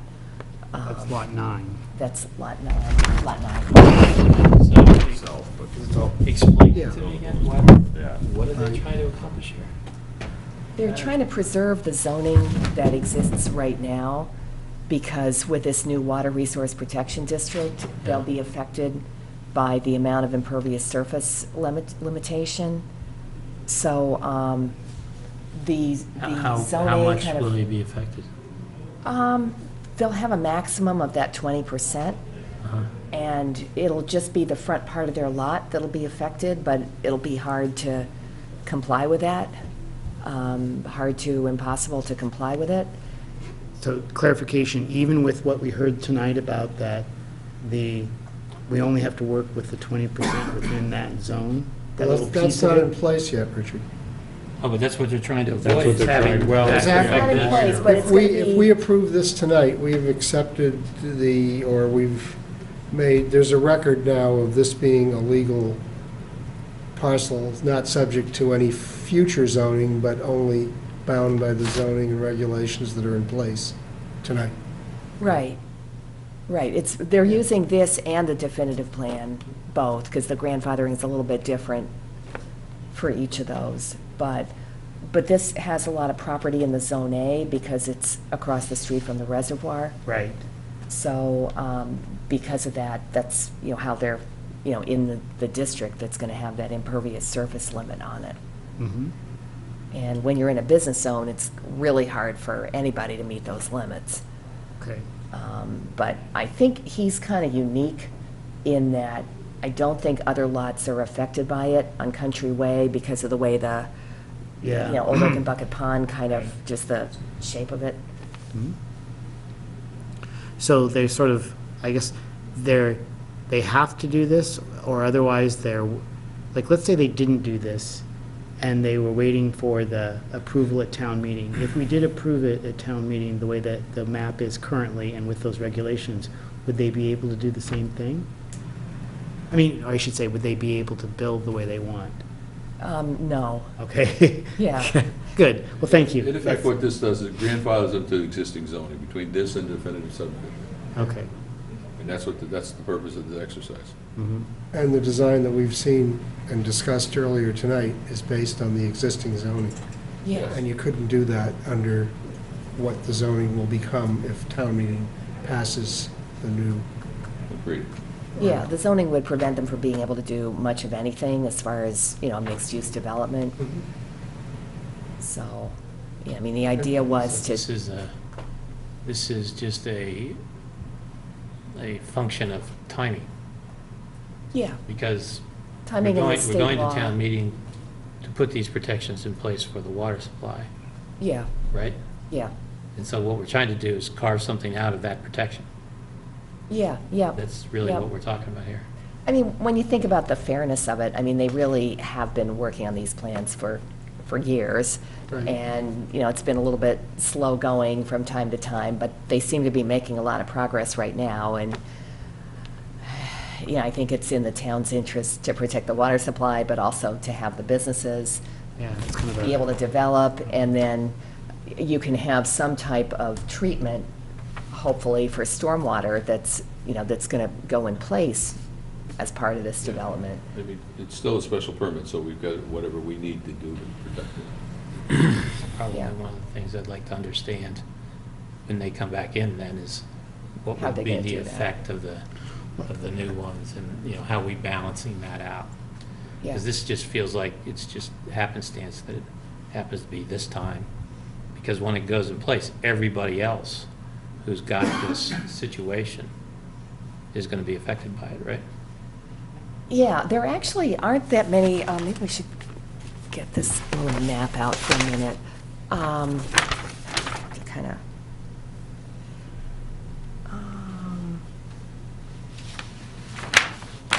well, it does cover the front part of the lots of a lot of properties on Country Way. So, you know, if the lawyers wanted to, they could be out there, you know, kind of promoting grandfathering among all those property owners. But, you know, that's really something that the lawyers would be likely to do rather than the town doing. I mean, because we're passing the zoning, we don't really want to be, you know, like doing something that's counter to it at the same time. And it's possible you could have some kind of pervious parking or, you know, gravel or pavers or, you know, some way of dealing with it. Well, I'd say if we do this, that we make sure we address that, kind of the before and after effect and where the balance is. Well, even to some degree, like what from the water resources, talking about the parking issue, like she was saying, she actually wanted to reduce the parking. That would be, you know, they didn't, like, you didn't want to have the whole thing be a blacktop. Right. Which I agree with, you shouldn't. But. Right. But they're between the rock and the hard place in Right. terms of parking though, right? I mean, Yeah, with the number of pretty tight. units that they've got. Yeah, But we haven't agreed to the number of units. exactly. But, I mean, that's a discussion of that. So we'll- Yeah, I'm just thinking of this particular action, that as long as we have some ability to really kind of address it in the special permit in a way that we can understand what the, sort of the, before the zoning change and after the zoning change would have been. Yeah. And if there's a way to sort of balance out, so we're making sure we're doing what we can. I think That's that, consistent with the new zoning bylaw. No, I think what's happening is you're going to erase this line, I which is think the this need one. for Oh, I see. You're gonna run that business line. or So the that's added, the Form A, potential that's added the tax line. revenue, and also the commercial and the mixed This is the use existing is also something that, subdivision. you know, we've been trying to promote on this board as well, so we want to. No, that I agree. You know, it's just, it strikes me as we're talking about, okay, we're going to put this new level of I don't know. protection in for our water supply. I guess there's a But legal what we're reason talking they about have to sort of do this as grandfathering opposed a to just parcel get this. out of all of that. Yeah, you we're know? saying this is the rules, but by the way, we're going to afford Big, this. give exception, give a Right. big We're exception going to give an over exception here. before the rule is Yeah. presented. So I guess my point is, you know, this, it is, they've been working on this a long time and all of that. So maybe there's a happy medium, but we should parse that out in the special permit and not let it just slide to the old rules, if you know what I mean. Yeah. Let's figure out a way to address it. So another question I have, which I didn't quite understand, when we were talking to Greg about, he said about the 6-month extension on 50 Country, what was that referring to? Well, the definitive plan that they brought in, they want to extend the hearing for 6 months. For this? But, Not for this. yeah, well, I'm not this sure is what one that part. is, but the the definitive thing we that's were on the just talking same about. property. No, it's I'm another- not it's sure another- why, it's really, another because plan. I don't think it really gets them anything. So But- we'll But it's for we'll 50 figure that Country out. Way. It's the Yes. same property. That's what I It's was a also little to do with the confusing. grandfathering, but the 6 months, I don't think gives them any benefit in No. terms of the grandfathering. Except for the So- fact that they don't have to do anything. Yeah, well, he's So in other also words, I'm trying not to bring in any stormwater calculations, which is something I think maybe we should talk about. Because, I don't think I've distributed to 50 Country Way definitive plan to the board. I have their own copies of the calcs, but I don't think they've gotten them yet. oh, okay. Because it's a two-step process. One is this Form A, and then they're basically going to come in with a subdivision plan for 50 Country Way. Yeah, it's a two-lot subdivision. So it's a I can two-lot give you your subdivision. copies tonight. Oh, okay. And that gives them, in their mind, by legal advice, further protection for that piece of property. Right. So they're dividing it first, and then they're coming back with Agreed. development. But But we're they're going to gonna, but end they're up with a saying they're note gonna on take this. You 6 can't- months to do that. Yeah, before it gets Well, approved. I mean, it's going to And be build on that hard to nine. kind of remember that in the schedule. So, No, but I I mean, mean, he these was schedules get intending to so- have 6-month delay, so does that suggest there's a different development plan for this than what we just saw today? well, Karen had that idea too. I don't think so. I think they're just not used to doing this grandfathering, and they're doing it in kind of a little bit of an awkward sort of way for us, because, to put something out 6 months is a little, hard to I think their manage intent with is the to continue scheduling. forth with the present, with the proposals that they've got. This protects this grandfatherism in terms of the zoning. They're going to continue with the 50 Country Way the way that it's been presented tonight. And then they have a fallback position that they think is going to give them further protection on grandfathering by having a 2-lot subdivision. Yeah. Once- But they can't build on Lot 9. You explained it in terms of Right. timing. How are they gonna years do of this? use. Parking, Maybe they that's don't where all the understand. parking is. Huh? The lot, that's where the parking is.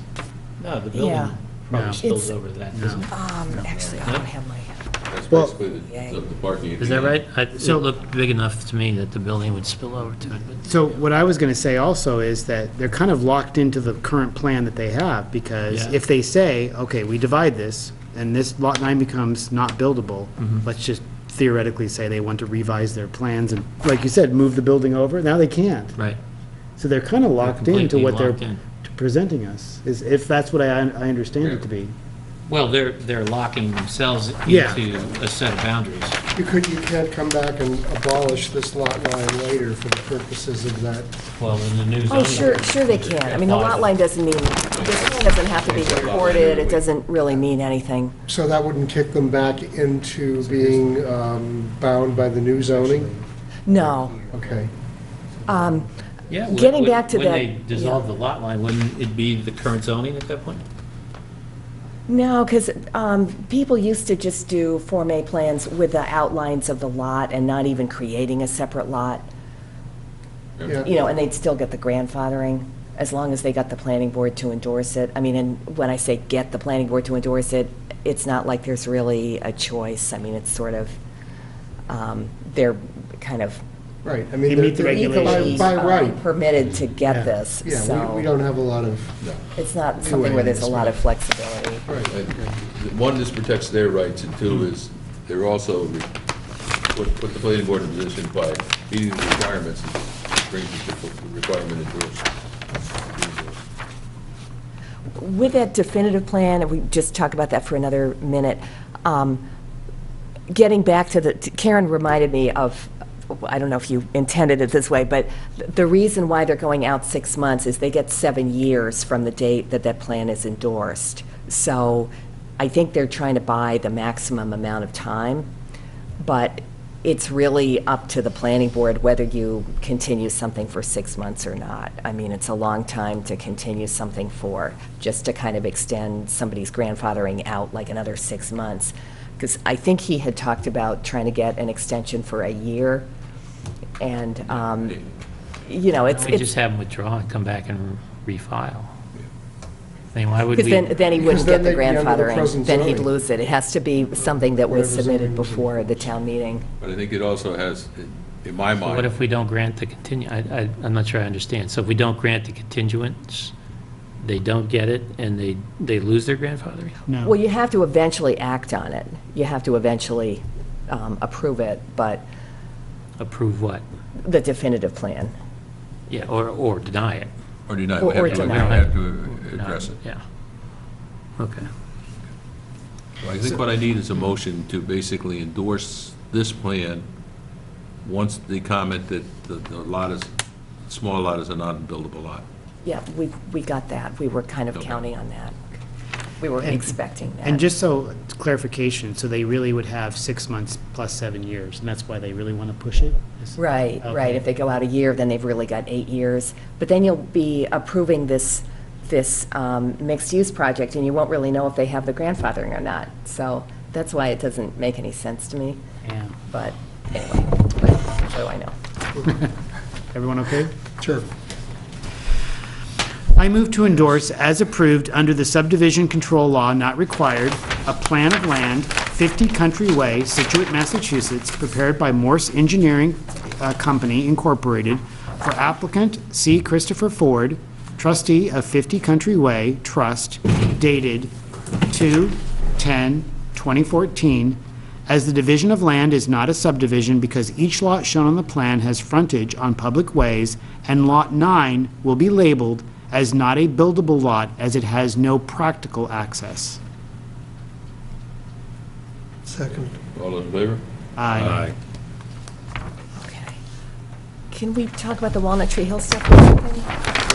Can we, under old and new business, because we have spent a lot of time talking about the Walnut Tree Hill and the settlement agreement and the release from the settlement agreement and all that, the residents up there still want to move ahead to town meeting. Have they And signed the selectmen, I think it's. no, have they assigned Get the 75%? Yeah, did they get the votes? I don't think any of us know yet. So, the town is responding as if they are going to go ahead and get, I think they have until the end of March to get the They gave them 75%. an extended period of time. Yeah, so what the planning board needs to do is to sign a set of plans, which will be the plans that go on record at the registry for establishing these streets as public ways. And they really don't do any more than that. They don't, create any new lots or do anything like that.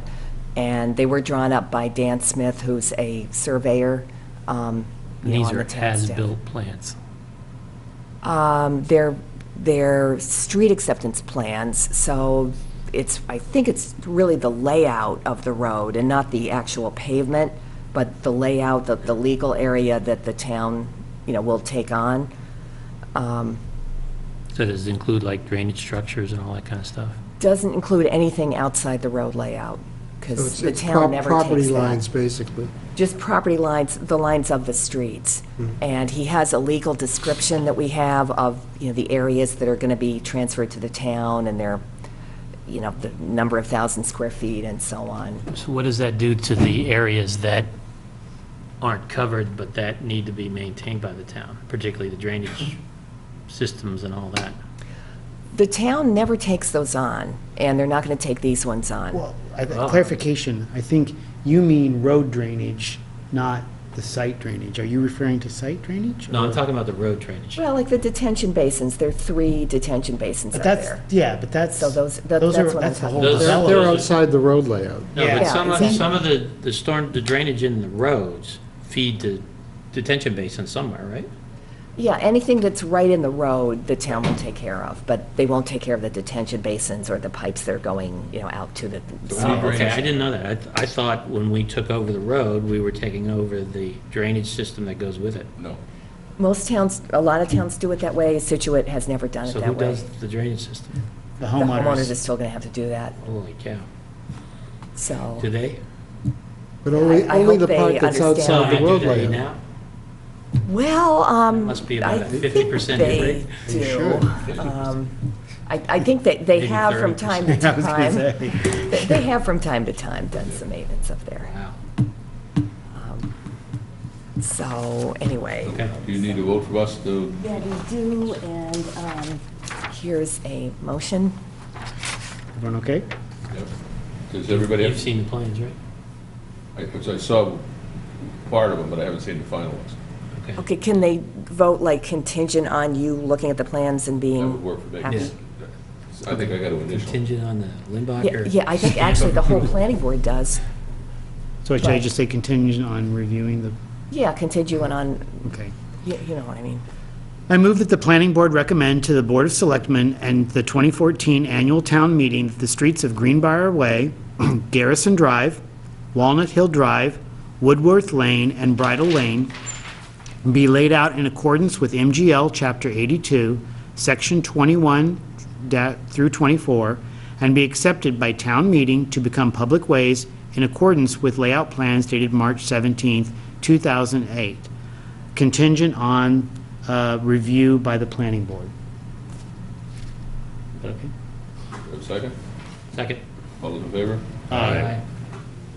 Okay, great, thank you. Okay. That brings us to, I'm not sure where that was on the list. In between 42 and vinyl Look it and in there. recommendations on consulting engineer? Yeah, somewhere. Let me talk about consulting engineer. We put out the RFP, we had 5 applications, 5 applicants for the RFP. We came back, we being Laura, myself, DPW, and Concom, met with all of the applicants. And what we found was that they appear to be all qualified in terms of both being able to do peer reviews and/or inspections. It brings us to the next step, is to come back up and look at, just to revisit the personnel that's going to be provided to us. In other words, usually they have a lead engineer and then they have their support people behind it. Right. Just to look at that and look at the costing, and then come back based on that, we make a recommendation to go forward.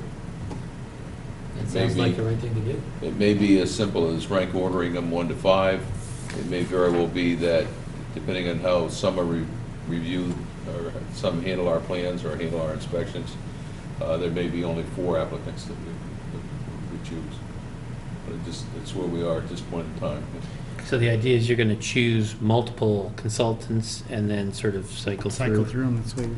Well, we were cycling through at the beginning, and then we kind of veered away from that because there really are some kind of subtle differences between them, and some of them are really, it's almost more like their style is a little more aggressive, and others, their style is more laid back.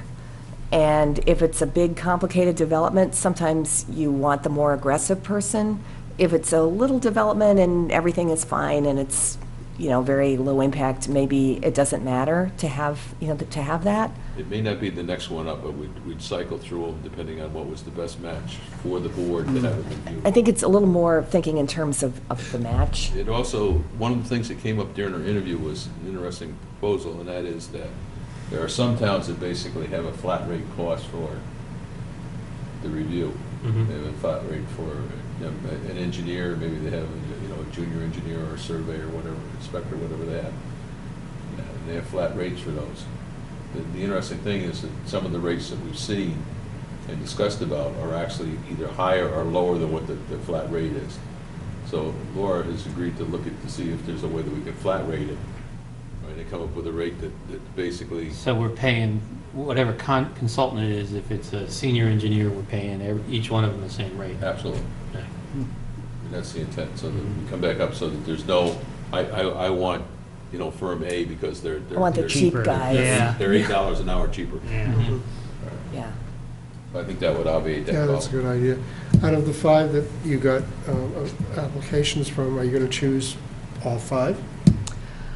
I think, very well. yeah, I think so I mean, at is this that- point. I think we're going to okay. recommend all 5 and then see what happens, unless there is one that's kind of like a price outlier. They're like, High or low? way high compared to everybody else, and I don't know where we're going to end up with them. So they If might we not pick an agree to the average flat rate, rate. they may not like it. Without naming names, are these any of the people that we are used to seeing here and The ones we're used to seeing are actually kind of middle of the road for price.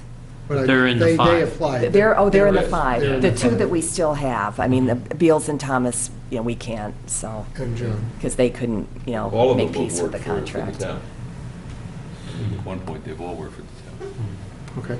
Okay. And do they Yeah. have, is there a requirement, are they interested if they get a certain amount of activity, or does it matter, or? They didn't seem to care. I mean, I think they're, the ones that we haven't used are looking for new work. Mhm. And if we give them a little work, that's good. If we gave them a lot of work, that'd probably be better. But it's still like good as opposed to not good. They're not, And are they pretty, I'm sorry, go ahead, Richard. I was just saying, there's nothing in the contract, or they're not expecting a certain amount of work based on, like what Stephen Right. was saying. No. Okay. I mean, they'd all like all the work. Yeah. They're Right. all willing to take some of the work. Right. Yeah. And are they relatively local, like not a lot of travel time? Not really. Braintree to Duxbury? Yeah, Quincy, one of them's in Quincy, one of them's in Hanover, and then the two that we have are in Duxbury and in Scituate. And then there's another one that's in, where are they in? They're out of Taunton, but their prices are lower in general, so. But we'll end up paying them. But we'll end up paying them Expenses. more, so, yeah. I mean, that's one of the things we've got to look at. Yeah, yeah. Well, Yeah, I think we should it's be in good paying them. hands. Yeah, okay. Thank you. We hope so. That sounds good, though. It'd be nice to have kind of options, so. Okay. We got accounting? Yeah, we do. I think there's minutes, I saw minutes that you sent out.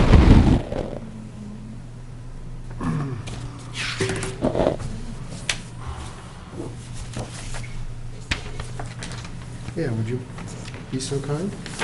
Okay, I move that Can't we do it during pay the meeting, $144, Don't do it during the meeting. actually, to Weston Graphics for the Water Resource Protection District map that we will have to potentially change again. We got a redo out of all this, right? One redo. We get to reuse the foam I core, think you just get a little white sticker. Yeah. just like an X. Is that it? So, yeah, that's the only one, so. Second. All those in favor? Aye. We got minutes? There is number one. What are you looking for? Oh, Got down the line? Is it just the 1 minute, or no? Town clerk, One do that minute. while you wait, I'm probably gonna swing by tomorrow.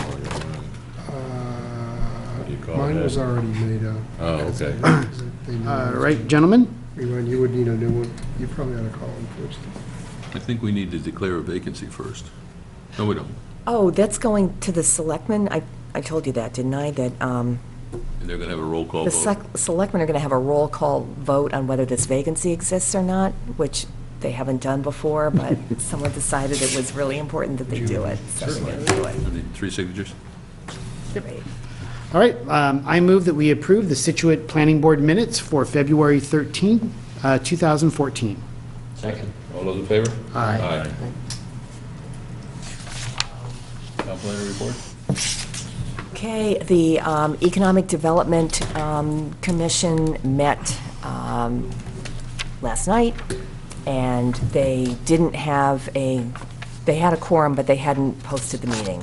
So they're going to be meeting again, but in any case, there were some, crowded selectmen's meetings between now and the middle of March. So the presentation to the selectmen is going to be on March 25th, if people want to, go and listen to that.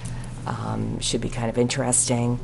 And they are also going to be meeting with the Chamber, the Economic Development Committee, that is, to discuss some joint projects, and that sounds potentially interesting. And the town is going to be applying for another Green Communities grant. We got $163,000 for various, improvements to the schools, and we got new film on the windows at Town Hall, and, a lot of good things like that. And there's apparently $250,000 available next time, so we're going to go after that and see what we can do with it. And I think that's about it.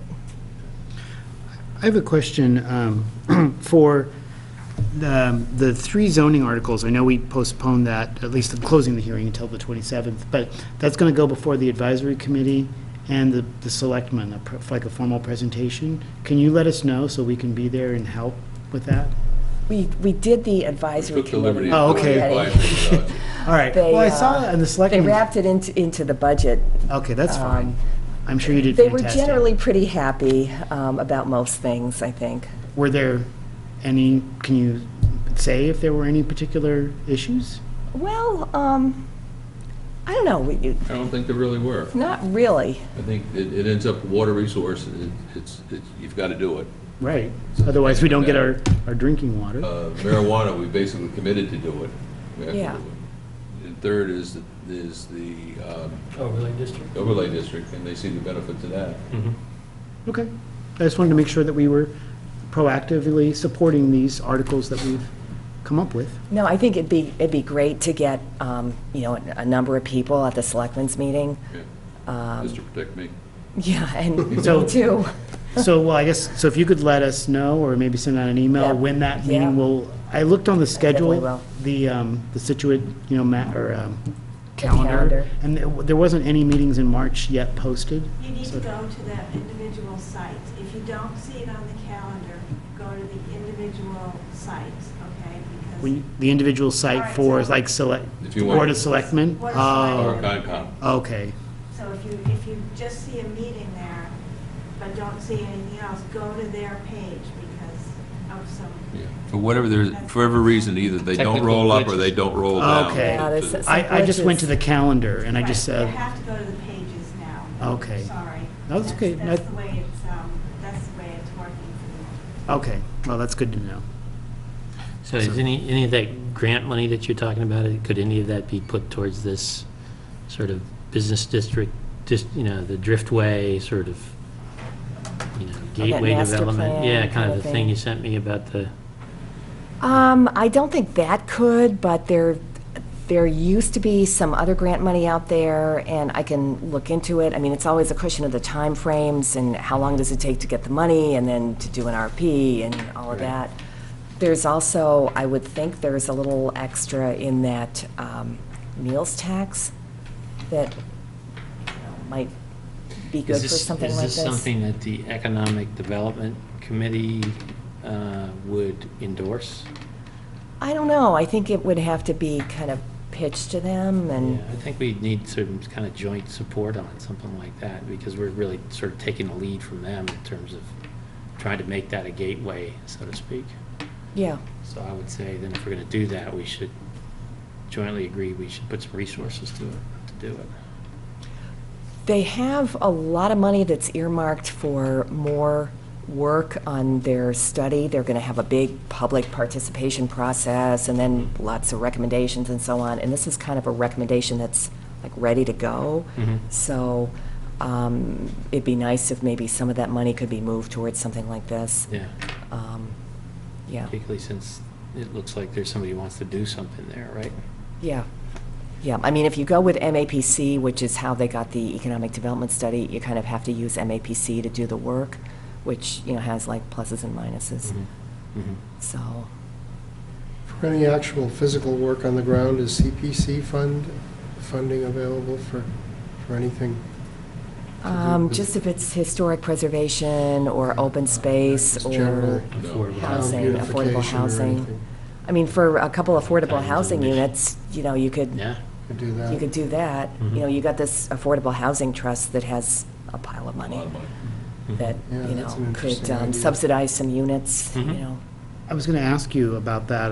I think you've done that on your report, but is there any, since we're talking about Greenbush, and there's the affordable housing that was supposed to go above at the Riverway site, there were 2 apartments above that with Yeah. retail. Is there any update or movement on that, or what's their limit? I know didn't we extend it for a certain period of time? I think it should be within, I think as long as he started construction, I'm going to have to check. Okay. Yeah, I'm going to have to check on that. Yeah, I don't know off the top of my head. But I think you're right. I think once construction, it's as though it started, even though that he hasn't addressed that, which is phase 3, I think it was. Yeah. It'd be So he's already good if there was a way to, Officially started construction, you mean? Yeah, I mean. Well, Well, because he's the basically housing is all finished it. done, Yeah. and it's all one Um, project, right? It's all part of the Yeah, same it's all part project. of yeah, yeah. but there was Is the- everything resolved, by the way, with that little cemetery? I think so, but, It's every about as time there's a resolved. storm and the thing swings a little crooked or something, there's potential. What happens is we're trying to hit a moving target with the owners. Yeah. Yeah. You deal with one sister, then you deal with another sister, and a third sister, or fourth sister. The whole cemetery needs to be kind of shored up. I mean, the walls are kind of Fluffy. not and, Right. in good shape, but they're not even the owners of it. I think it's a cemetery that has like 200 owners, and no one knows quite who they are. It doesn't know all of them.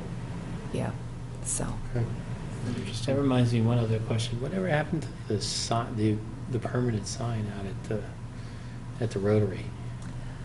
They never went. I think he I mean, didn't we hasn't see done them like a year anything ago? on it. I think he got permission to change it. Yeah. But he was never really put under the gun as far as, this will be changed within this time frame. And he just, maybe it's a financial thing, but he just hasn't changed it. So we didn't have any deadlines on it then? I don't believe we did. Be nice to get that changed eventually. It It still would, looks yeah. pretty. Yeah, it looks very Got to do it pretty quick, temporary. because the old one's going to fall down. Yeah. And maybe put a big mirror up so that you can shoot the mirror and you can read it on the ground. CPC's coming in, Lisa Fenton is coming in to talk to us on the I 3rd, think it's next, 13th. 13th. Yeah. And we've given her a half hour, obviously. So what I'll do is I will forward to you the write-ups for each of the articles that we voted, each of the things that we voted on. So they've all been written up. I'll send those to you, so you'll have those ahead of time. Is this stuff that has to come to us to go to town meeting or something? Or so this is just It's just Information. information? Yeah. Okay. Is she going to be looking for a vote from the planning board to support? Well, I mean, that would be the ideal thing, would be to come back and support it. I mean, we're looking for a trail, a multi-use, multi-purpose path on Tilden Road. It's open space. It's a skateboard park and things like that I think that are really be good things to be supported. So I'll send it out so you have the write-ups, and at least you'll have those when she comes in. All right. But the That half sounds hour good. is not a lot of time to talk about Right. all that CPC does. Anything else before we operate on Bob's motion? No, I think that's it. No homework assignments?